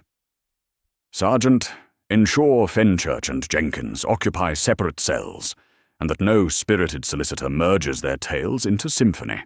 The Crown will require solo performances. Understood. Halberd hesitated, then asked the question echoing through every parlour.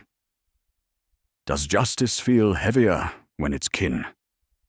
The scales teeter either way, Wimsey murmured, but one hopes the beam is true. He glanced toward the rectory windows, warm squares in the dark. Look after them inside. Temples without roofs leak rain. Households without servants leak hope. He took the path skirting the orchard. Moonlight caught the bee-shed roof. Beyond, Bottlebury house lights glimmered through distant trees, estate awaiting yet another heir. He wondered if Rosamond Allardyce, practical Devon widow, would value acres heavy with remorse. Perhaps she would plant apple trees and forget. Halfway back he paused, struck by a memory of Sir Miles at a London auction, bidding on a tarnished chalice Wimsey coveted. The baronet had winked, let Wimsey win, then muttered, Better in your collection, old blade. Nothing deserves a shelf more than devotion. And devotion, Wimsey reflected, had wrought both salvation and catastrophe this day. Devotion to land, to lineage, to a secret name. He turned as the church clock boomed 9. The bell's clear note sailed over roofs, unmarred, and Wimsey lifted his hat in greeting, as though to an adversary bested after honourable play. Tomorrow the newspapers would feast, Parliament might tut, and some clever barrister would argue extenuation until syllables wilted. Yet for tonight, a simple rectory breathed, easier, its pantry door no longer sighing. Back indoors, he found the rector writing letters of condolence that could scarcely find the right addresses. Whimsy sat opposite, silence comfortable. At last he said, "Do you recall your sermon last Trinity Sunday on the verse, 'Deliver me from blood guiltiness, O God'?" The rector's pen stilled. "I fear I spoke too lightly of it." "None speak heavy enough until circumstance supplies footnotes," Whimsy answered. "But memory serves. Your theme was that deliverance often arrives disguised, sometimes as confession, sometimes arrest, sometimes even untimely death. Tonight, congregants have sampled all three. Gratis." He rose, stretching. "Good night, Padre. Do not rehearse the morrow's apologies too thoroughly. Words stumble when they practice too long." Upstairs, guest room shutters rattled. Beyond them, the wind had shifted to the east, promising clearer skies by dawn. Whimsy laid his cufflinks on the dresser, but before extinguishing the candle, he drew a small notebook and transcribed, in precise hand, "Sequence of guilt, Fenchurch, intent, Jenkins, execution, Sir Miles, revelation, Belcord, conscience, cut, flower, humility, misused, cyanide, haste, clocks, false alibis, lesson, when truth divides, each fragment wounds." He closed the book. "Enough rhetoric," he admonished himself, and let darkness settle. Somewhere downstairs a door clicked. Perhaps Lucy tiptoed to reassure herself the pantry remained empty. Footsteps retreated, and the rectory, exhausted, slept. In the grey hour before dawn, a thrush essayed tentative notes that faltered, reformed, then spiraled into full song. Whimsy, half awake, listened. The tune emerged unhurried, each phrase answering the last, an ordinary miracle of continuity. He smiled into the pillow, murmured, "A sequel by request," and drifted again into that gentle limbo where even detectives relinquish their watch, trusting for a little while that clocks keep good time without them. The sun, when it finally declared itself above the yews, was neither forgiving nor warm. It sketched every ridge of the rectory roof with surgical clarity, as though insisting the place endure a second, more pitiless examination. Whimsy met the morning armed with coffee, strong enough to revive a cannon, brushed a smear of sleep from his cuff, and descended to the breakfast parlour, where the rector sat rigid before an untouched egg, staring at a telegram with the expression of a man who has just discovered that Providence writes footnotes in lurid red ink. Whimsy slid into the opposite chair. "Eggs may be coy, Padre, but they are seldom malevolent. What troubles us so early?" Morehouse pushed the flimsy sheet across the cloth. The Ministry of Justice requested his appearance at the inquest, scheduled for 2 o'clock at Bottlebury Village Hall. "They will wish me to speak of character," he murmured. "I fear mine has lost its gloss." Whimsy reached for marmalade. "Character, like silver, benefits from a judicious buffing. Answer plainly, and leave rhetoric to bishops." A second envelope, still sealed, lay beside the rector's plate. Whimsy flipped it. Sir Miles's monogram adorned the flap. "Posthumous correspondence. Intriguing." At the rector's nod, he slit it with a butter knife and drew out a single page, dated 2 nights before the murder.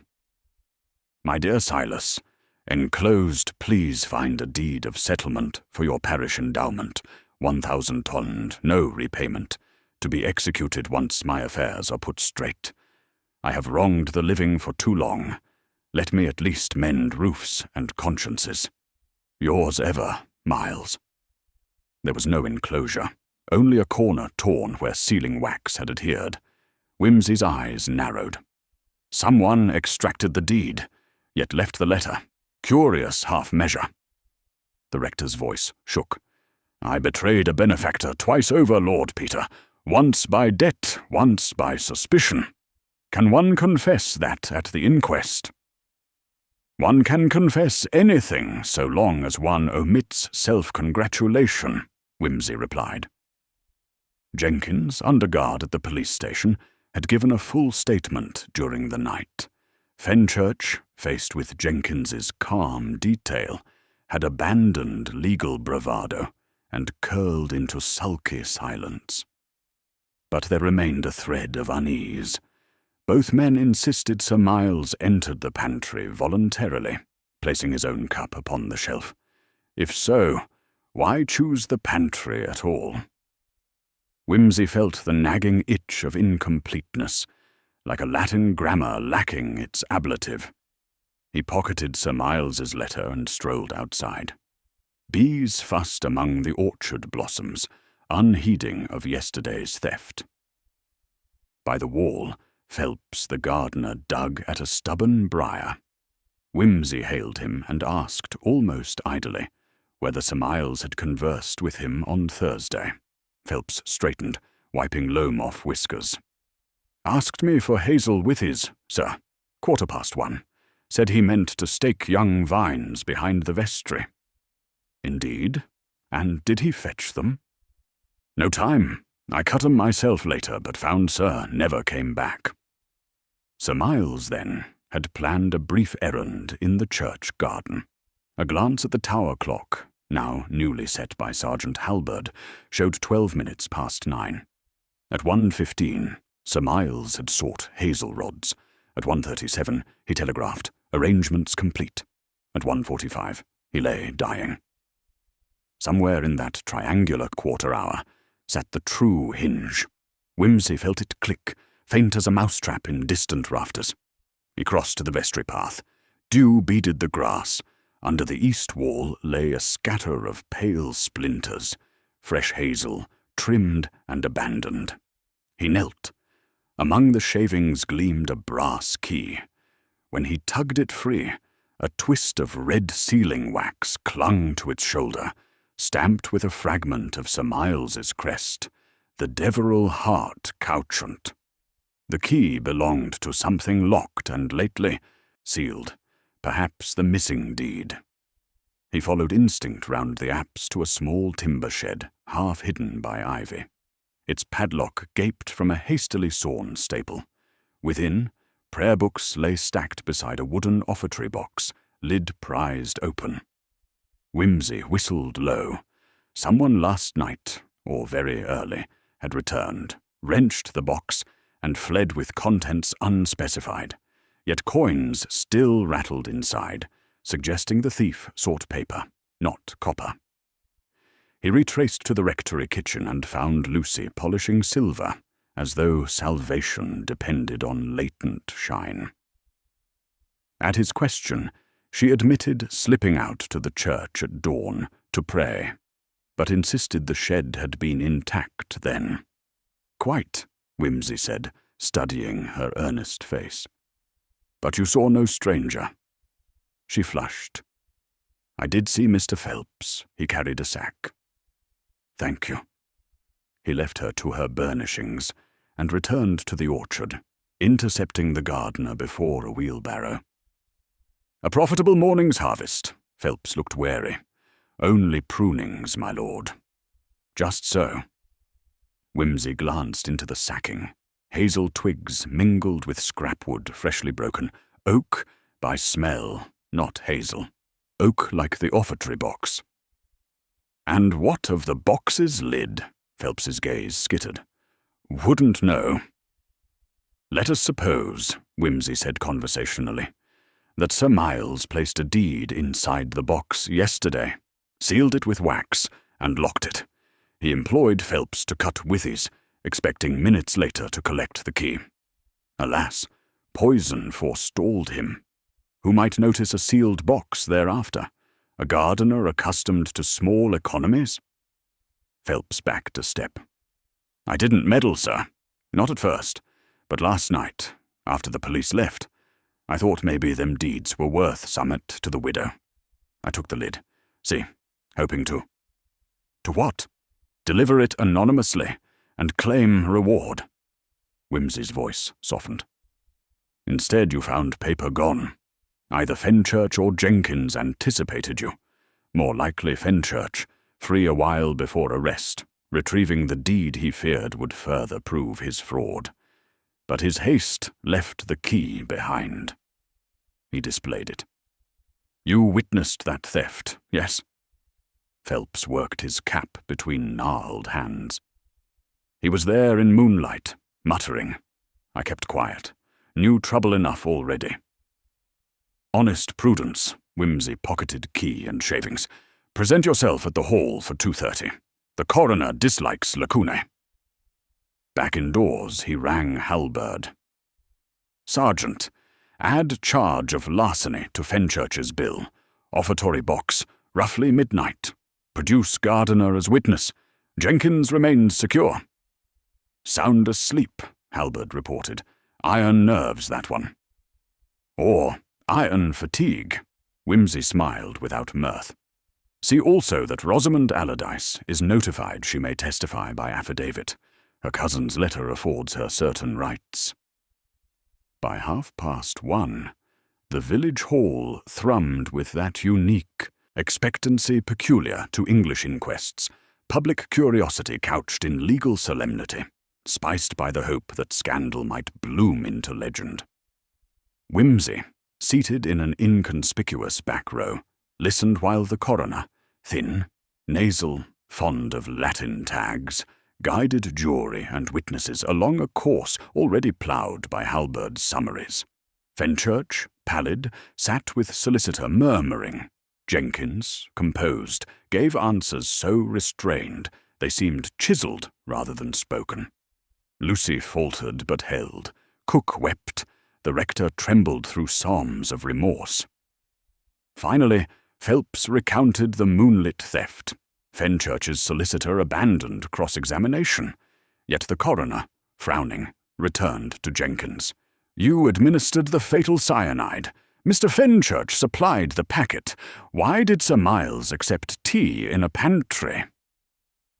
Jenkins's jaw twitched. He was feeling chilled. I suggested a quiet corner while luncheon finished. It was plausible, but Wimsey's itch persisted. He signalled the coroner, who grudgingly allowed a question from a peer with particular knowledge of the circumstances. Wimsey rose. Jenkins, recall that Sir Miles had requested hazel rods. Where were those rods when you escorted him to the pantry? I, not present, my lord. But you were. Phelps saw Sir Miles hand them to you by the vestry gate, asking that you set them against the pantry wall for later. Jenkins blinked, then nodded. Very well.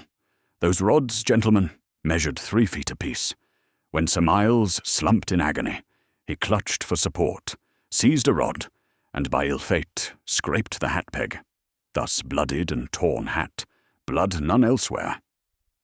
Jenkins's finger wound derives not from struggle, but from splinter. His narrative of violence enlarges guilt, but scrubs motive. It suggests panic, not plan. Yet we know Jenkins intended a scene incriminating Fenchurch. He required evidence of force. The coroner chewed a phrase. Your point, Lord Peter, that we confront 2 distinct moralities, Fenchurch's premeditated poisoning for gain, Jenkins's theatrical embellishment for misguided honour. Each believed the other tool or obstacle. Each, separately, would have failed. Together they destroyed a man whose dying Latin tried to tell us truth lies indivisible. Wimsey inclined his head. I have finished. The jury withdrew a mere 17 minutes and returned with the inevitable. Willful murder against both men, distinguishing degrees, but knotted in complicity. As verdict echoed off varnished rafters, Fenchurch sagged, eyes glassy. Jenkins merely closed his own, lips moving, perhaps in the cadence of a prayer he had polished across servant years. Outside, clouds banked mauve above the downs, reporters loitered, pencils twitching, villagers craned for lurid detail. Whimsy lit his pipe.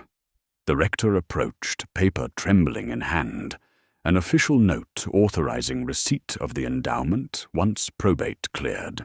"My parish is mended at a cost too dear," he said. "Not mended," Whimsy corrected. "Supported.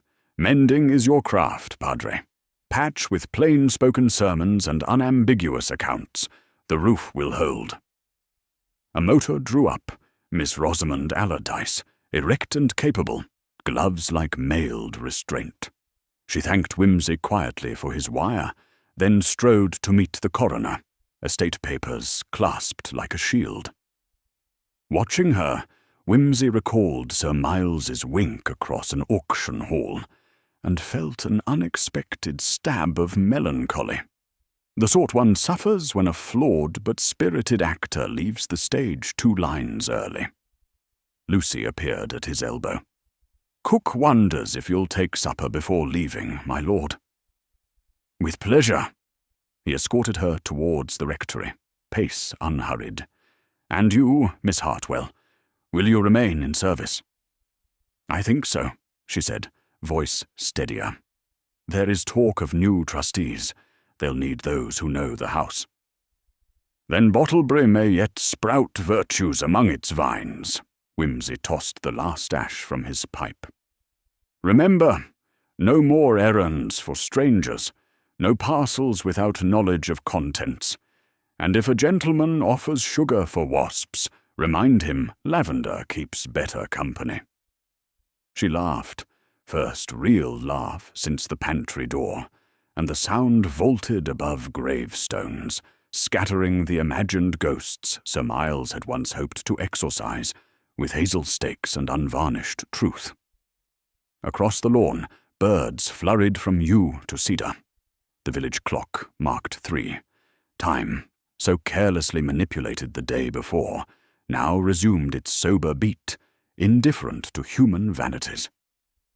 Whimsy removed his hat, tilted it towards the dial, and murmured, "Steady on, old fellow.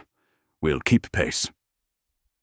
And he walked on, footsteps crisply in measure with the bell, one more mortal, slightly weary but undefeated, matching cadence with the unblinking machinery of an English afternoon.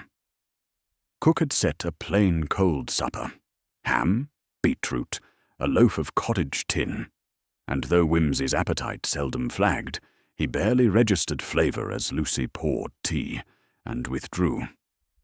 Rain spattered once more at the casement. The rector fussed with a tray of household keys, trying to match each to its lock, as though taxonomy might expiate yesterday's chaos. Whimsy, watching the awkward pantomime of brass and remorse, felt the same fretful energy twist in his own fingers. The case, apparently resolved, refused to settle like dust after a scuffle. A brisk knock announced Miss Allardyce. The Devon widow entered unaccompanied, eyes quick, garments serviceable rather than fashionable. A woman, Whimsy judged, who valued edges sharp and questions direct. She accepted tea, but turned immediately to him. "Lord Peter, the coroner has released Sir Miles's personal papers into my keeping. The land remains entangled, but the endowment stands. Your rector may breathe easier. Yet something troubles you. I see the same. Look in your eyes my late husband wore when a barley invoice added up too tidily." Whimsy smiled faintly. "You read faces, madam. Yes, tidy invoices upset me. In this instance, a murderer's confession fits too snugly. May I ask where you lodged last Wednesday night?" "At the White Ash Inn, Crowmarsh. The train from Exeter crawls, and the road coach is worse. Why? Because the telegraph office logs show an outgoing cable to Sir Miles at 10 to 15 that evening, signed simply R.A. Its text reads, "Ready for morrow. Godspeed. You confirm?" Her gaze turned level. "Certainly. I asked him to meet me here so final deeds could be witnessed. We had planned luncheon today, after he saw your rector. I never dreamed—" Her voice faltered, but the emotion seemed genuine, unschooled. "Yet, inquest evidence claims you first received news only yesterday." "True.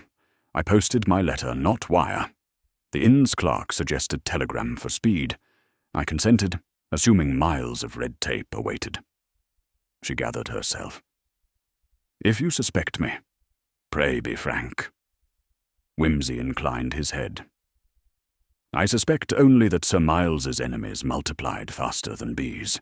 You owned half his secrets. Others coveted them. Have you ever met Mr. Hugh Fenchurch? By reputation, a promising scholar turned speculator, Sir Miles called him our too clever son-in-law, manqué. I sensed dislike. She stood, smoothing gloves. "Will you require me further?" "Possibly, though Devon calls. Leave address at my club. Questions breed overnight." After she departed, the rector at last spoke. "You believe another hand guided yesterday's crimes?" "I believe fiddle strings, once tightened, often snap in chorus. Fenchurch's need, Jenkins's shame, both palpable motives, but a third element may have struck the tuning fork." Wimsey tapped the rector's telegram. Ministry of Justice's routine notice contained a faint carbon smudge against the time-stamp, as though the instrument had slipped. Trivial, except the same smear marked Sir Miles's final telegram copy, now in Miss Allardyce's bundle. Same clerk, same key, same desk, but 30 miles and 2 offices apart? Unlikely. He rose. "I must see the Cromarsh postmaster. Tonight, before stamps are locked." The rector blinked at the hour. Wimsey smiled apologetically. "Murder sleeps poorly, Padre. Better we deny it, lullabies." Outside, rain had spent itself. Clouds parted to reveal a waning gibbous moon, washing ruts silver. Wimsey borrowed the rectory's Morris, and covered the 6 miles to Cromarsh on roads smelling of wet flint. The postmaster, rousted from cocoa, proved genial once credentials were displayed. He opened the night ledger. Wimsey compared the clerk's cipher marks. Indeed, 10:15.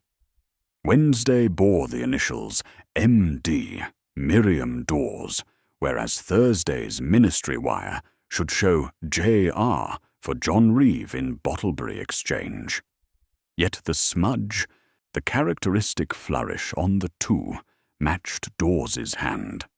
Ergo, the official summons sent that morning had originated not at Bottlebury, but at Cromarsh, then been rerouted, an artful gambit for misdirection. "Any chance your Miss Dawes transmitted a second message around noon Thursday?" The postmaster consulted sheets. "Yes, 12:46, outbound to Oxford. Number withheld at sender's request. Paid in cash by a lady. Gave name Allardyce. Office policy allows privacy when message is deemed personal."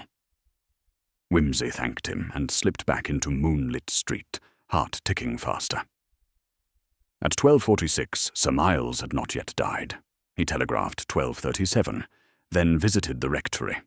A second unseen telegram from the same hand suggested anxious follow-up, or sabotage.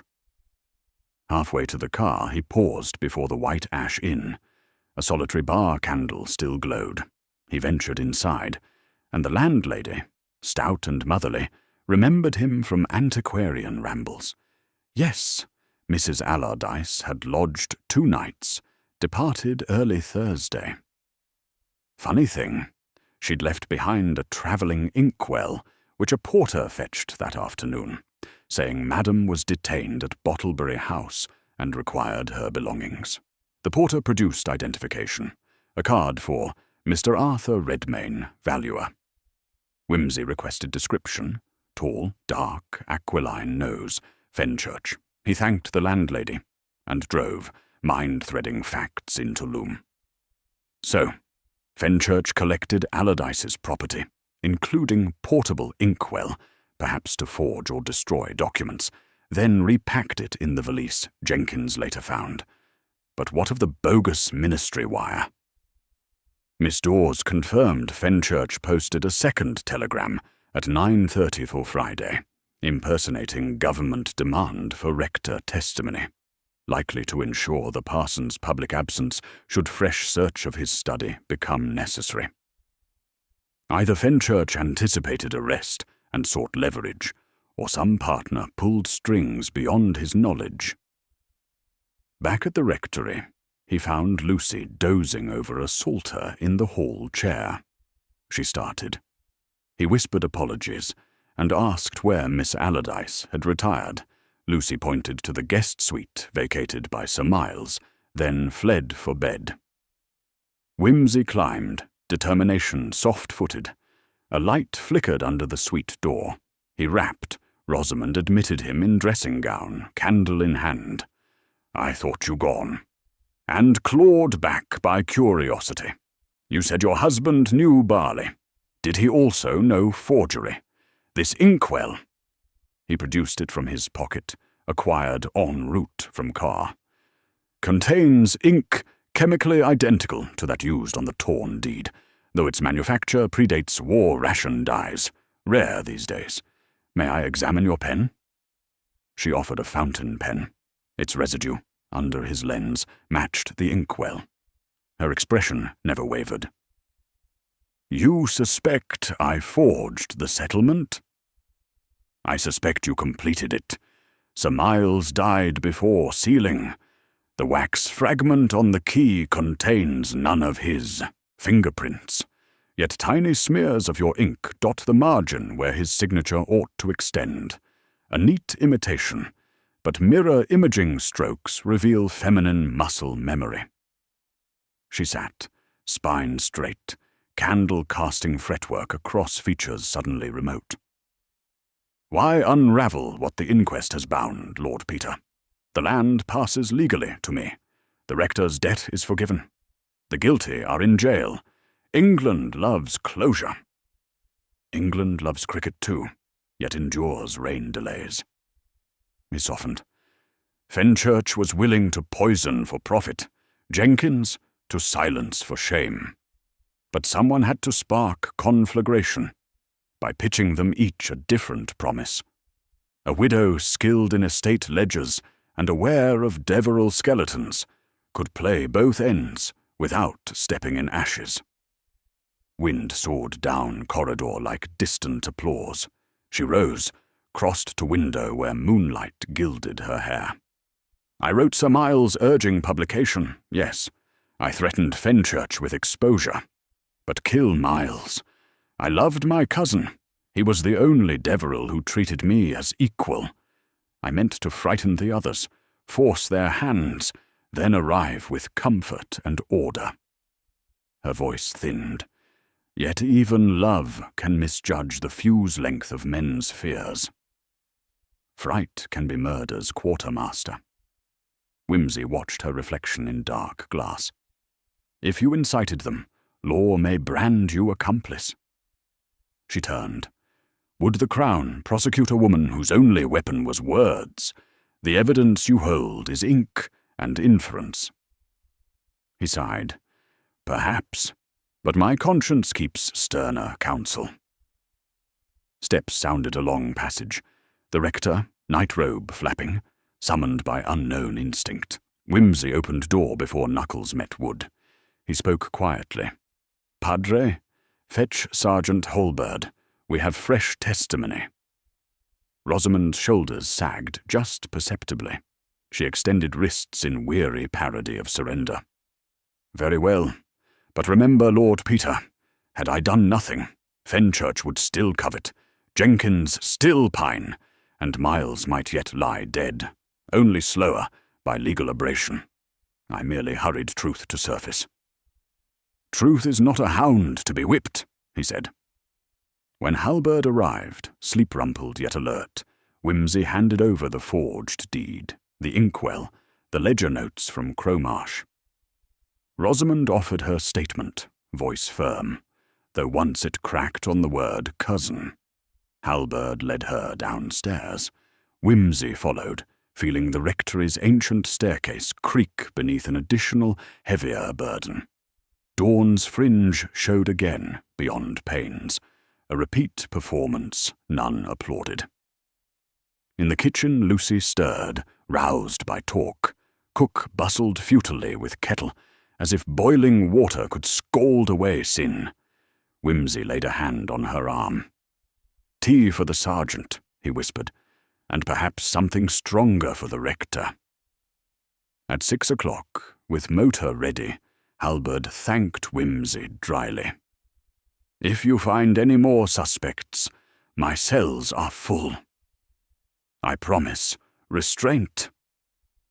Whimsy offered his hand. The sergeant shook it, then drove off, brake lights vanishing into pewter mist. The house exhaled a tremor of exhaustion. Whimsy returned to morning room, where in pale light Sir Miles's Latin note still rested within evidence folio. He read it again, lips shaping the verse. "Nothing is hidden that shall not be revealed."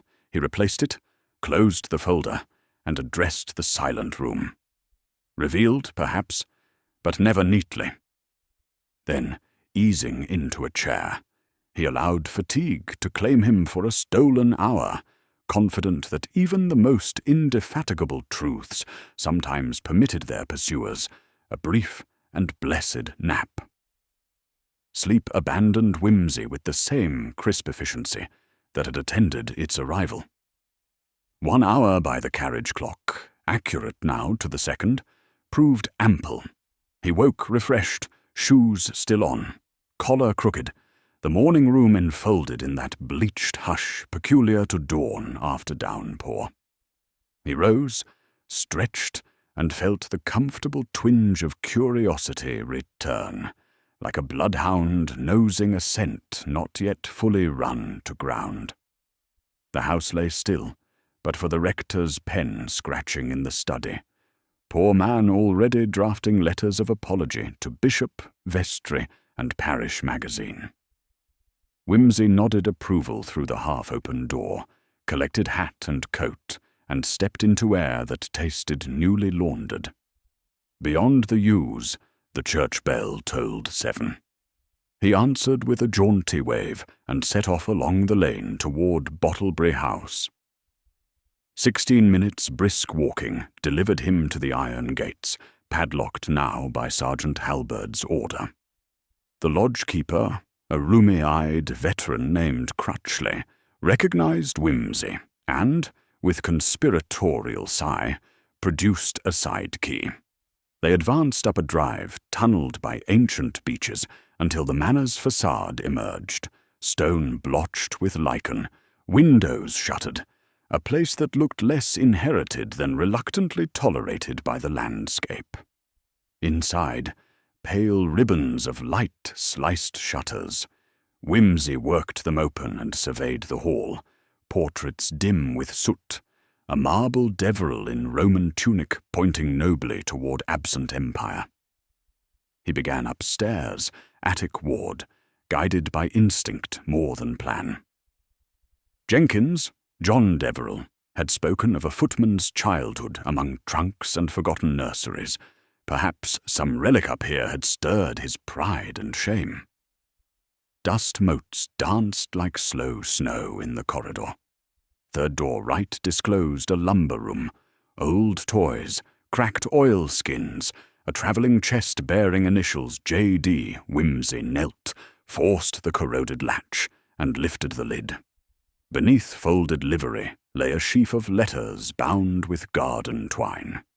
Sir Miles to Jack, years' worth, each envelope carefully slit. He skimmed a handful, affectionate, guilty, hopeful, promising trusteeship one day when scandals cooled. A chill fluttered through Whimsy. Jenkins had not been merely hushed. He had been half-promised legitimacy, then consigned to service. No wonder shame and loyalty warred in him. He pocketed 3 letters dated within the last month and descended to the library. There, amid legal tomes, a ledger lay on the blotter, opened to a crimson ink entry made 3 days earlier.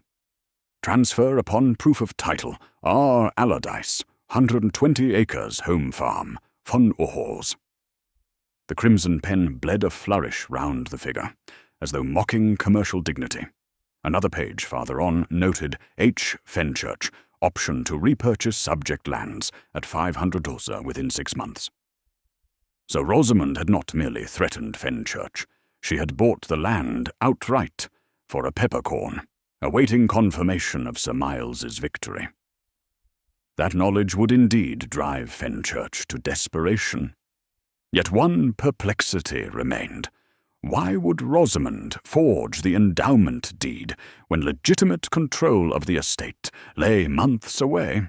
Unless she feared Miles's wavering, feared he might forgive Fenchurch or recognize Jenkins, or, heaven forbid, marry. A motive of security rather than greed.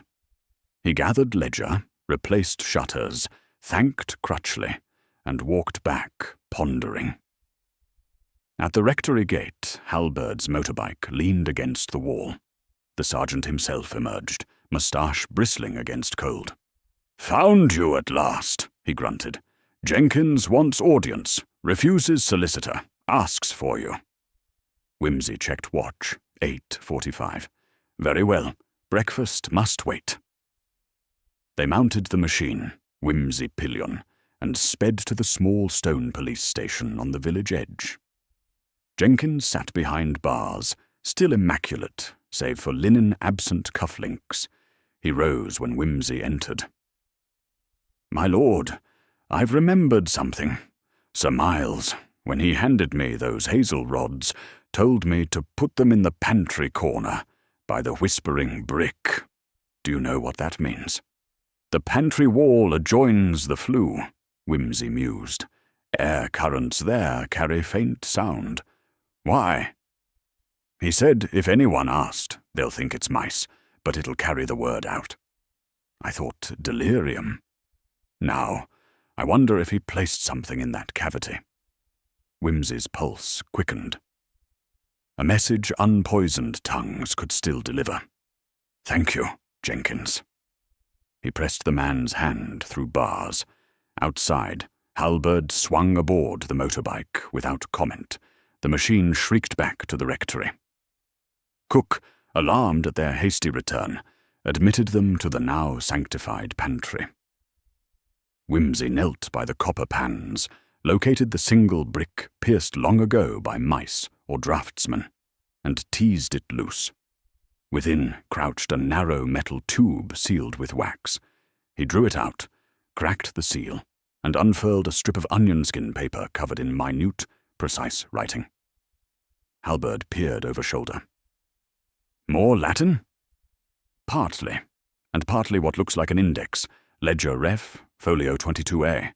Transfer deed, home farm, crimson ink, footman's letters. Miles hid a catalogue of every document he feared would vanish. This is the keystone." He straightened, exhilaration sparking fatigue away. "Sergeant, we must convene the players at Bottlebury House tonight. The stage requires authentic backdrop." Halberd grimaced. "Another gathering. You relish drama, my lord." "Better drama under police lanterns than whispered in jury room months later.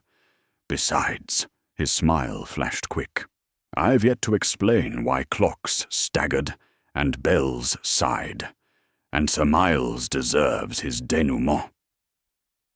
They spent the afternoon securing permissions. Magistrate, coroner, solicitors startled at Sunday work. By 6 o'clock, twilight had bruised the sky purple. A convoy rattled up the manor drive. police van with Fenchurch and Jenkins, Holbert's escort car with Rosamond, the rector in his Austin, Lucy and cook for witness comfort, and Whimsy bringing up rear in the Morris.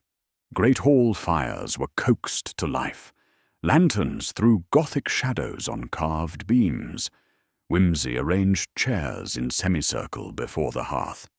When all were seated, ankles chained for prisoners, he produced the metal tube and letters. "Ladies and gentlemen," he began, "yesterday's inquest pronounced verdict, yet left the truth like tapestry half-hung, its design obscured. Tonight we complete it, using threads Sir Miles tucked beyond reach of poison." He passed the strip of onion skin to the rector, inviting translation. The little priest adjusted spectacles, read aloud. "Let the record show the lands of my ancestors shall pass to Rosamond on trust for maintenance of those wronged, including my brother John. Hugh shall have right of scholarly abode, not ownership. If harm befall before I publish, seek Ledger Folio 22A. The rector's voice wavered. It continues in English. "Forgive debts, mend roofs, set clocks right. Truth is no spectre but daylight." Signed and dated, Whimsy turned to Rosamond. "You see, madam, Sir Miles already settled all but signatures. Your forgery was needless, yet by forging you threatened the delicate balance he hoped for, pushed Fenchurch from cupidity to homicide, Jenkins from shame to fatal complicity." Rosamond closed her eyes. "I thought he vacillated.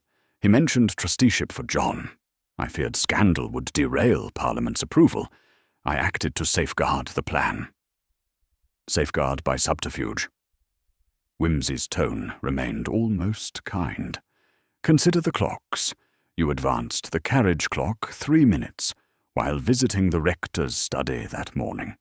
Lucy saw you winding it to oblige Father Time," she said. "By compressing the window, you ensured Fenchurch's later testimony would fail, and suspicion fall heavier. Subtle, but decisive." Fenchurch stirred, chains clinking. "She told me Miles meant to revoke our option, said deed already filed. I panicked, yes, but she primed the fuse." "And Jenkins," Whimsy continued, "found himself promised legitimacy one moment, then confronted by rumors of scandal revived. Rosamond whispered those too, I think, knowing pride might prompt drastic loyalty." He lifted the latest letters found in the trunk. Their tone indeed vacillated. "Miles, it is clear, had wavered about public acknowledgement. You exploited that fear, Mrs. Allardyce." Rosamond's shoulders sagged beneath shawl. "I thought to steer him gently, not murderously." "One steers by laying path, not by sowing mines," Whimsy turned to Halberd. "Sergeant, add a charge of conspiracy to incite murder. Where the Crown pursues is their affair, but the record, Miles's record, must speak." He addressed Jenkins. "You will find these letters valuable in mitigation. Sir Miles intended eventually what you longed for." Tears slid silently down the footman's face. First public emotion. "I killed my own future," he whispered. "And I," Fenchurch muttered, "poisoned the only patron who ever believed my scholarship worth a farthing." Sarah Cook sobbed aloud. Lucy squeezed her hand. Whimsy let silence hold, then resumed brisker tone. "There remain 2 tasks. First, Padre, you will witness transfer of Folio 22A to solicitor tomorrow at 10. Second, I propose we return the house's clocks to Greenwich standard. Symbolic gesture, but Sir Miles asked plainly." Halberd produced keys. Leg chains clanked as prisoners stood, accompanied by constables, to adjust hall long case, library bracket, dining room wheezer. Rosamond, unshackled, turned each hand with trembling precision until the soft symphony of chimes aligned. 9 o'clock, exact. Whimsy concluded quietly. "Last, the bell. Jenkins, if you will, cut cord or no, sound it." Jenkins hesitated, then took the pull. A single, resonant note rang through corridors, not mournful now, but cleansed, uncompromised. Whimsy closed his eyes, picturing Sir Miles smiling at such a small, immense victory.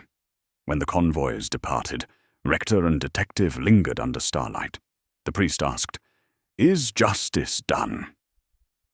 "As near as English law and human frailty permit," Whimsy replied. "We have stitched the tapestry. Its pattern shows sin, folly, kindness, hope. Future beholders may add footnotes." They walked back to the rectory, boots crunching gravel in harmony. At the gate, Whimsy paused. "Padre, keep the pantry door unlatched henceforth.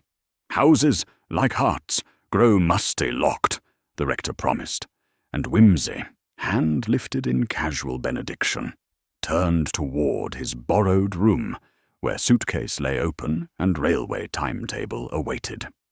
Tomorrow would carry him to London's racket of committees and club dinners, but tonight belonged to a countryside at peace, its clocks truthful, its secrets not abolished, but spoken, and therefore, perhaps, a little less potent.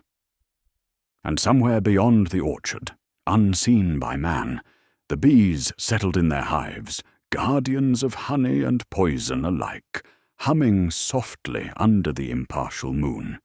The following morning dawned grey and misted, a low-hanging curtain of damp that wrapped the rectory and Bottleby House alike in muted quietude. Whimsy, ever the early riser when engaged in a puzzle, was already up, sipping bitter coffee and scanning the morning papers with a distracted eye, when the telephone's sharp ring sliced through the peace. He answered with a dry, "Whimsy here," his voice smooth, measured. "Lord Peter, it's Halberd," came the sergeant's voice, brisk and a little breathless. "There's been an incident at Bottleby. The solicitor, Mr. Ashcombe, has just arrived to collect the folio, and was found unconscious near the cellar steps. No sign of struggle, but he's been poisoned. We're bringing him in now." Whimsy set down the receiver, expression tightening imperceptibly. "Poisoned, you say? I suppose this case was not quite finished after all." He dressed swiftly, gathering his coat and hat, and departed in the rectory's Austin, the mist swirling about the car's headlights like tentative ghosts. The drive back to Bottleby was short, but heavy, with an unspoken tension. Upon arrival, the usually composed solicitor sat in a chair in the great hall, pale and wan, supported by a nurse summoned from the village. His lips were pressed tightly together, but his eyes flickered with recognition when Whimsy entered. "Mr. Ashcombe," Whimsy began, "I trust you are otherwise unharmed." Ashcombe gave a faint, weary smile. "As much as one can be after a night of such turmoil, Lord Peter. The poison, something swift and subtle. I stumbled near the cellar steps, and darkness came over me in a blink." The room's occupants gathered silently. Halberd, Rosamond, Jenkins, Fenchurch, Lucy, and Cook, each casting sidelong glances at one another. The atmosphere was taut as a bowstring. Whimsy's gaze swept over the group, noting every twitch and hesitation as if collecting invisible threads. "Tell me, Mr. Ashcombe, did you notice anyone about the grounds last evening? Anyone who might have harboured ill will enough to act so rashly?" Whimsy's tone was courteous, but carried the weight of expectation. Ashcombe shook his head slowly. "No one was there when I arrived, save the housekeeper, Mrs. Cook, who was locking up. I had barely touched the cellar door when a sudden weakness overwhelmed me." Whimsy nodded thoughtfully. "And the cellar itself? Has anything been disturbed or altered recently?" Halberd interjected. "Nothing obvious, my lord. We searched it thoroughly before last night's gathering. No sign of forced entry or unusual items." The detective's lips curled slightly in a wry smile. "Unusual, Sergeant, is in the eye of the beholder. Might I accompany you to the cellar?" The group proceeded through the dimly lit corridors, passing under heavy oak beams to the cellar door, a stout, iron-bound thing that gave on a damp stone stairwell, descending into a cavernous space of shadows and whispers. Whimsy ran his fingers lightly over the latch and examined the steps. "No dust displaced," he remarked, "yet the faint scent of bitter almonds lingers. Cyanide, perhaps." Fenchurch's face paled. But who would resort to such a method? Surely the villain would not be so careless. Whimsy's eyes twinkled with subtle irony. "Carelessness is often the hallmark of passion or desperation. Remember that every detail is a clue, no matter how slight or mundane it may seem." Returning to the hall, Whimsy summoned Rosamond aside. "Madam, your presence is needed. Might I see the ledger folio 22A before it departs again?" She complied, retrieving the precious volume from a secure case. Whimsy leafed through the pages with deliberate care, eyes catching minute annotations in the margins, initials, dates, and cryptic notations that hinted at ongoing negotiations and hidden contingencies. He made a mental note to cross-reference these with the correspondence found in Jenkins's trunk.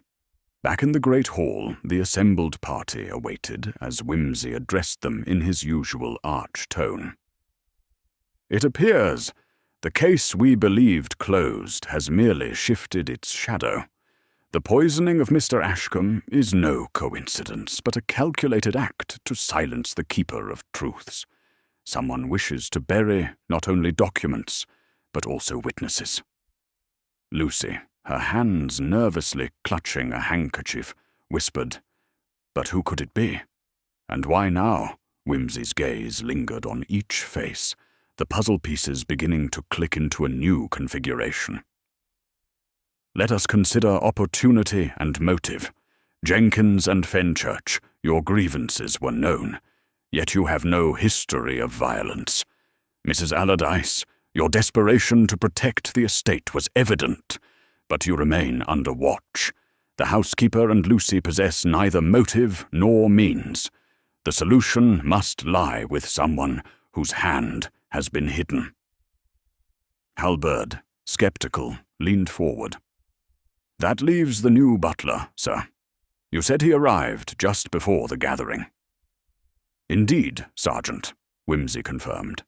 "Mr. Whitmore, a man of refined manners, yet little known here. Such individuals are often hired for their discretion, not their loyalty." With Halberd's assent, the butler was summoned. Whitmore entered with the calm precision of a man accustomed to scrutiny, but carried a faint trace of unease beneath the impeccable facade. Whimsy watched him keenly, noting the slight tremor in the fingers and a quickening pulse visible at the temple. "Mr. Whitmore," Whimsy began, "your arrival coincides curiously with recent events. Might you account for your whereabouts last night, particularly between 9 and 10 o'clock? The butler's voice was steady but brittle.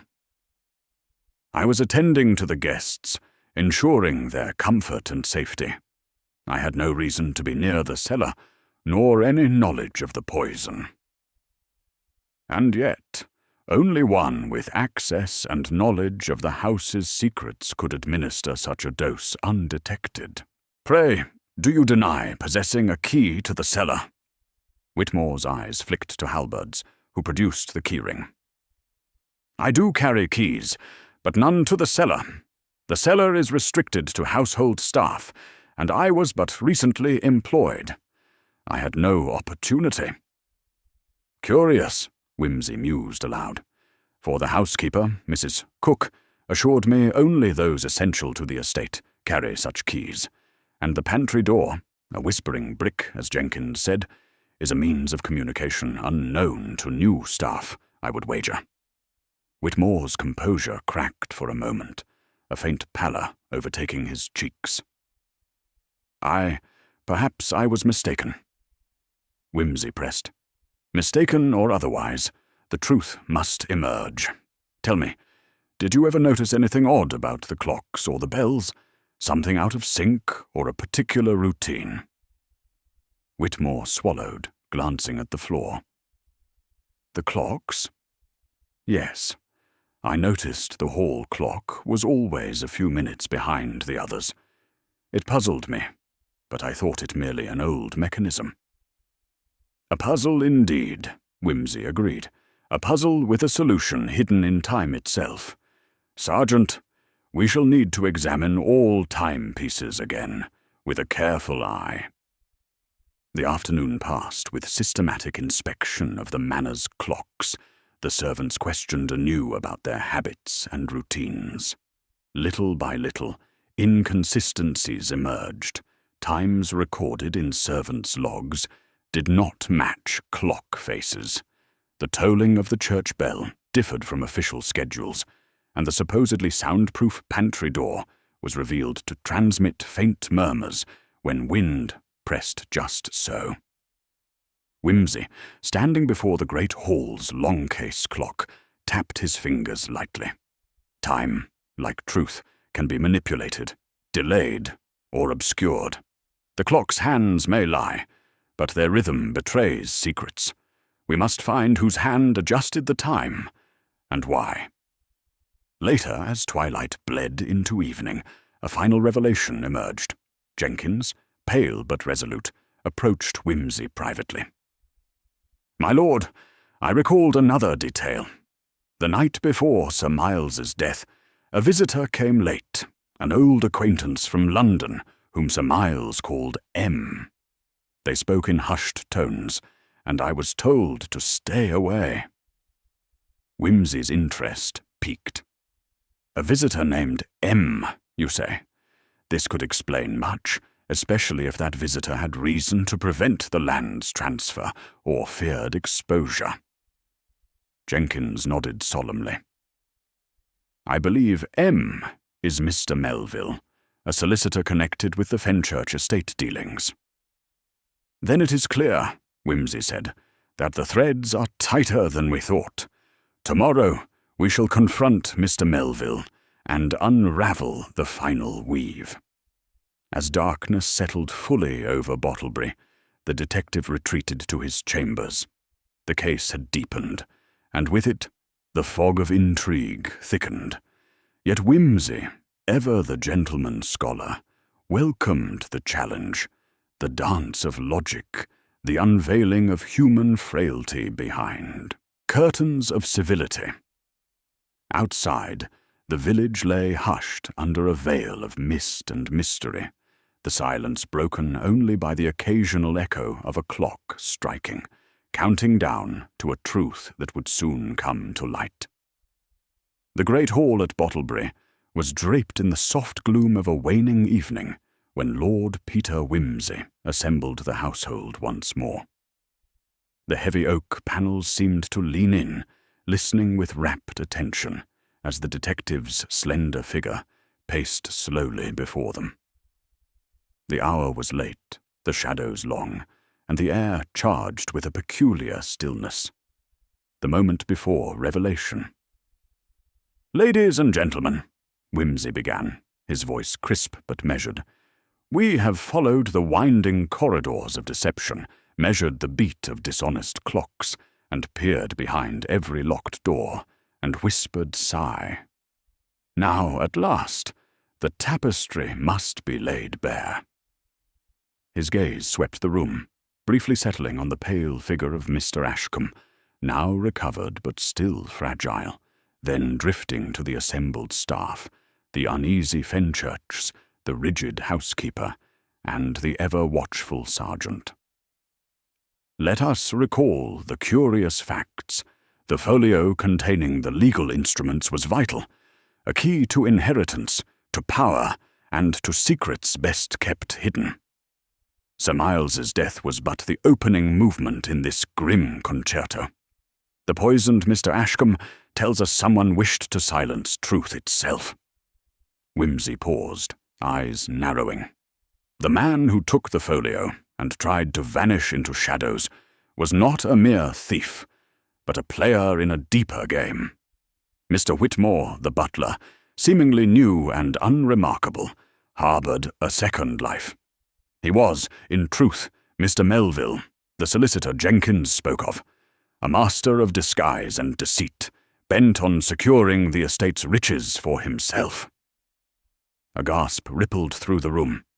Whitmore, or Melville, remained outwardly calm, but the faint tremor in his hand betrayed a storm beneath.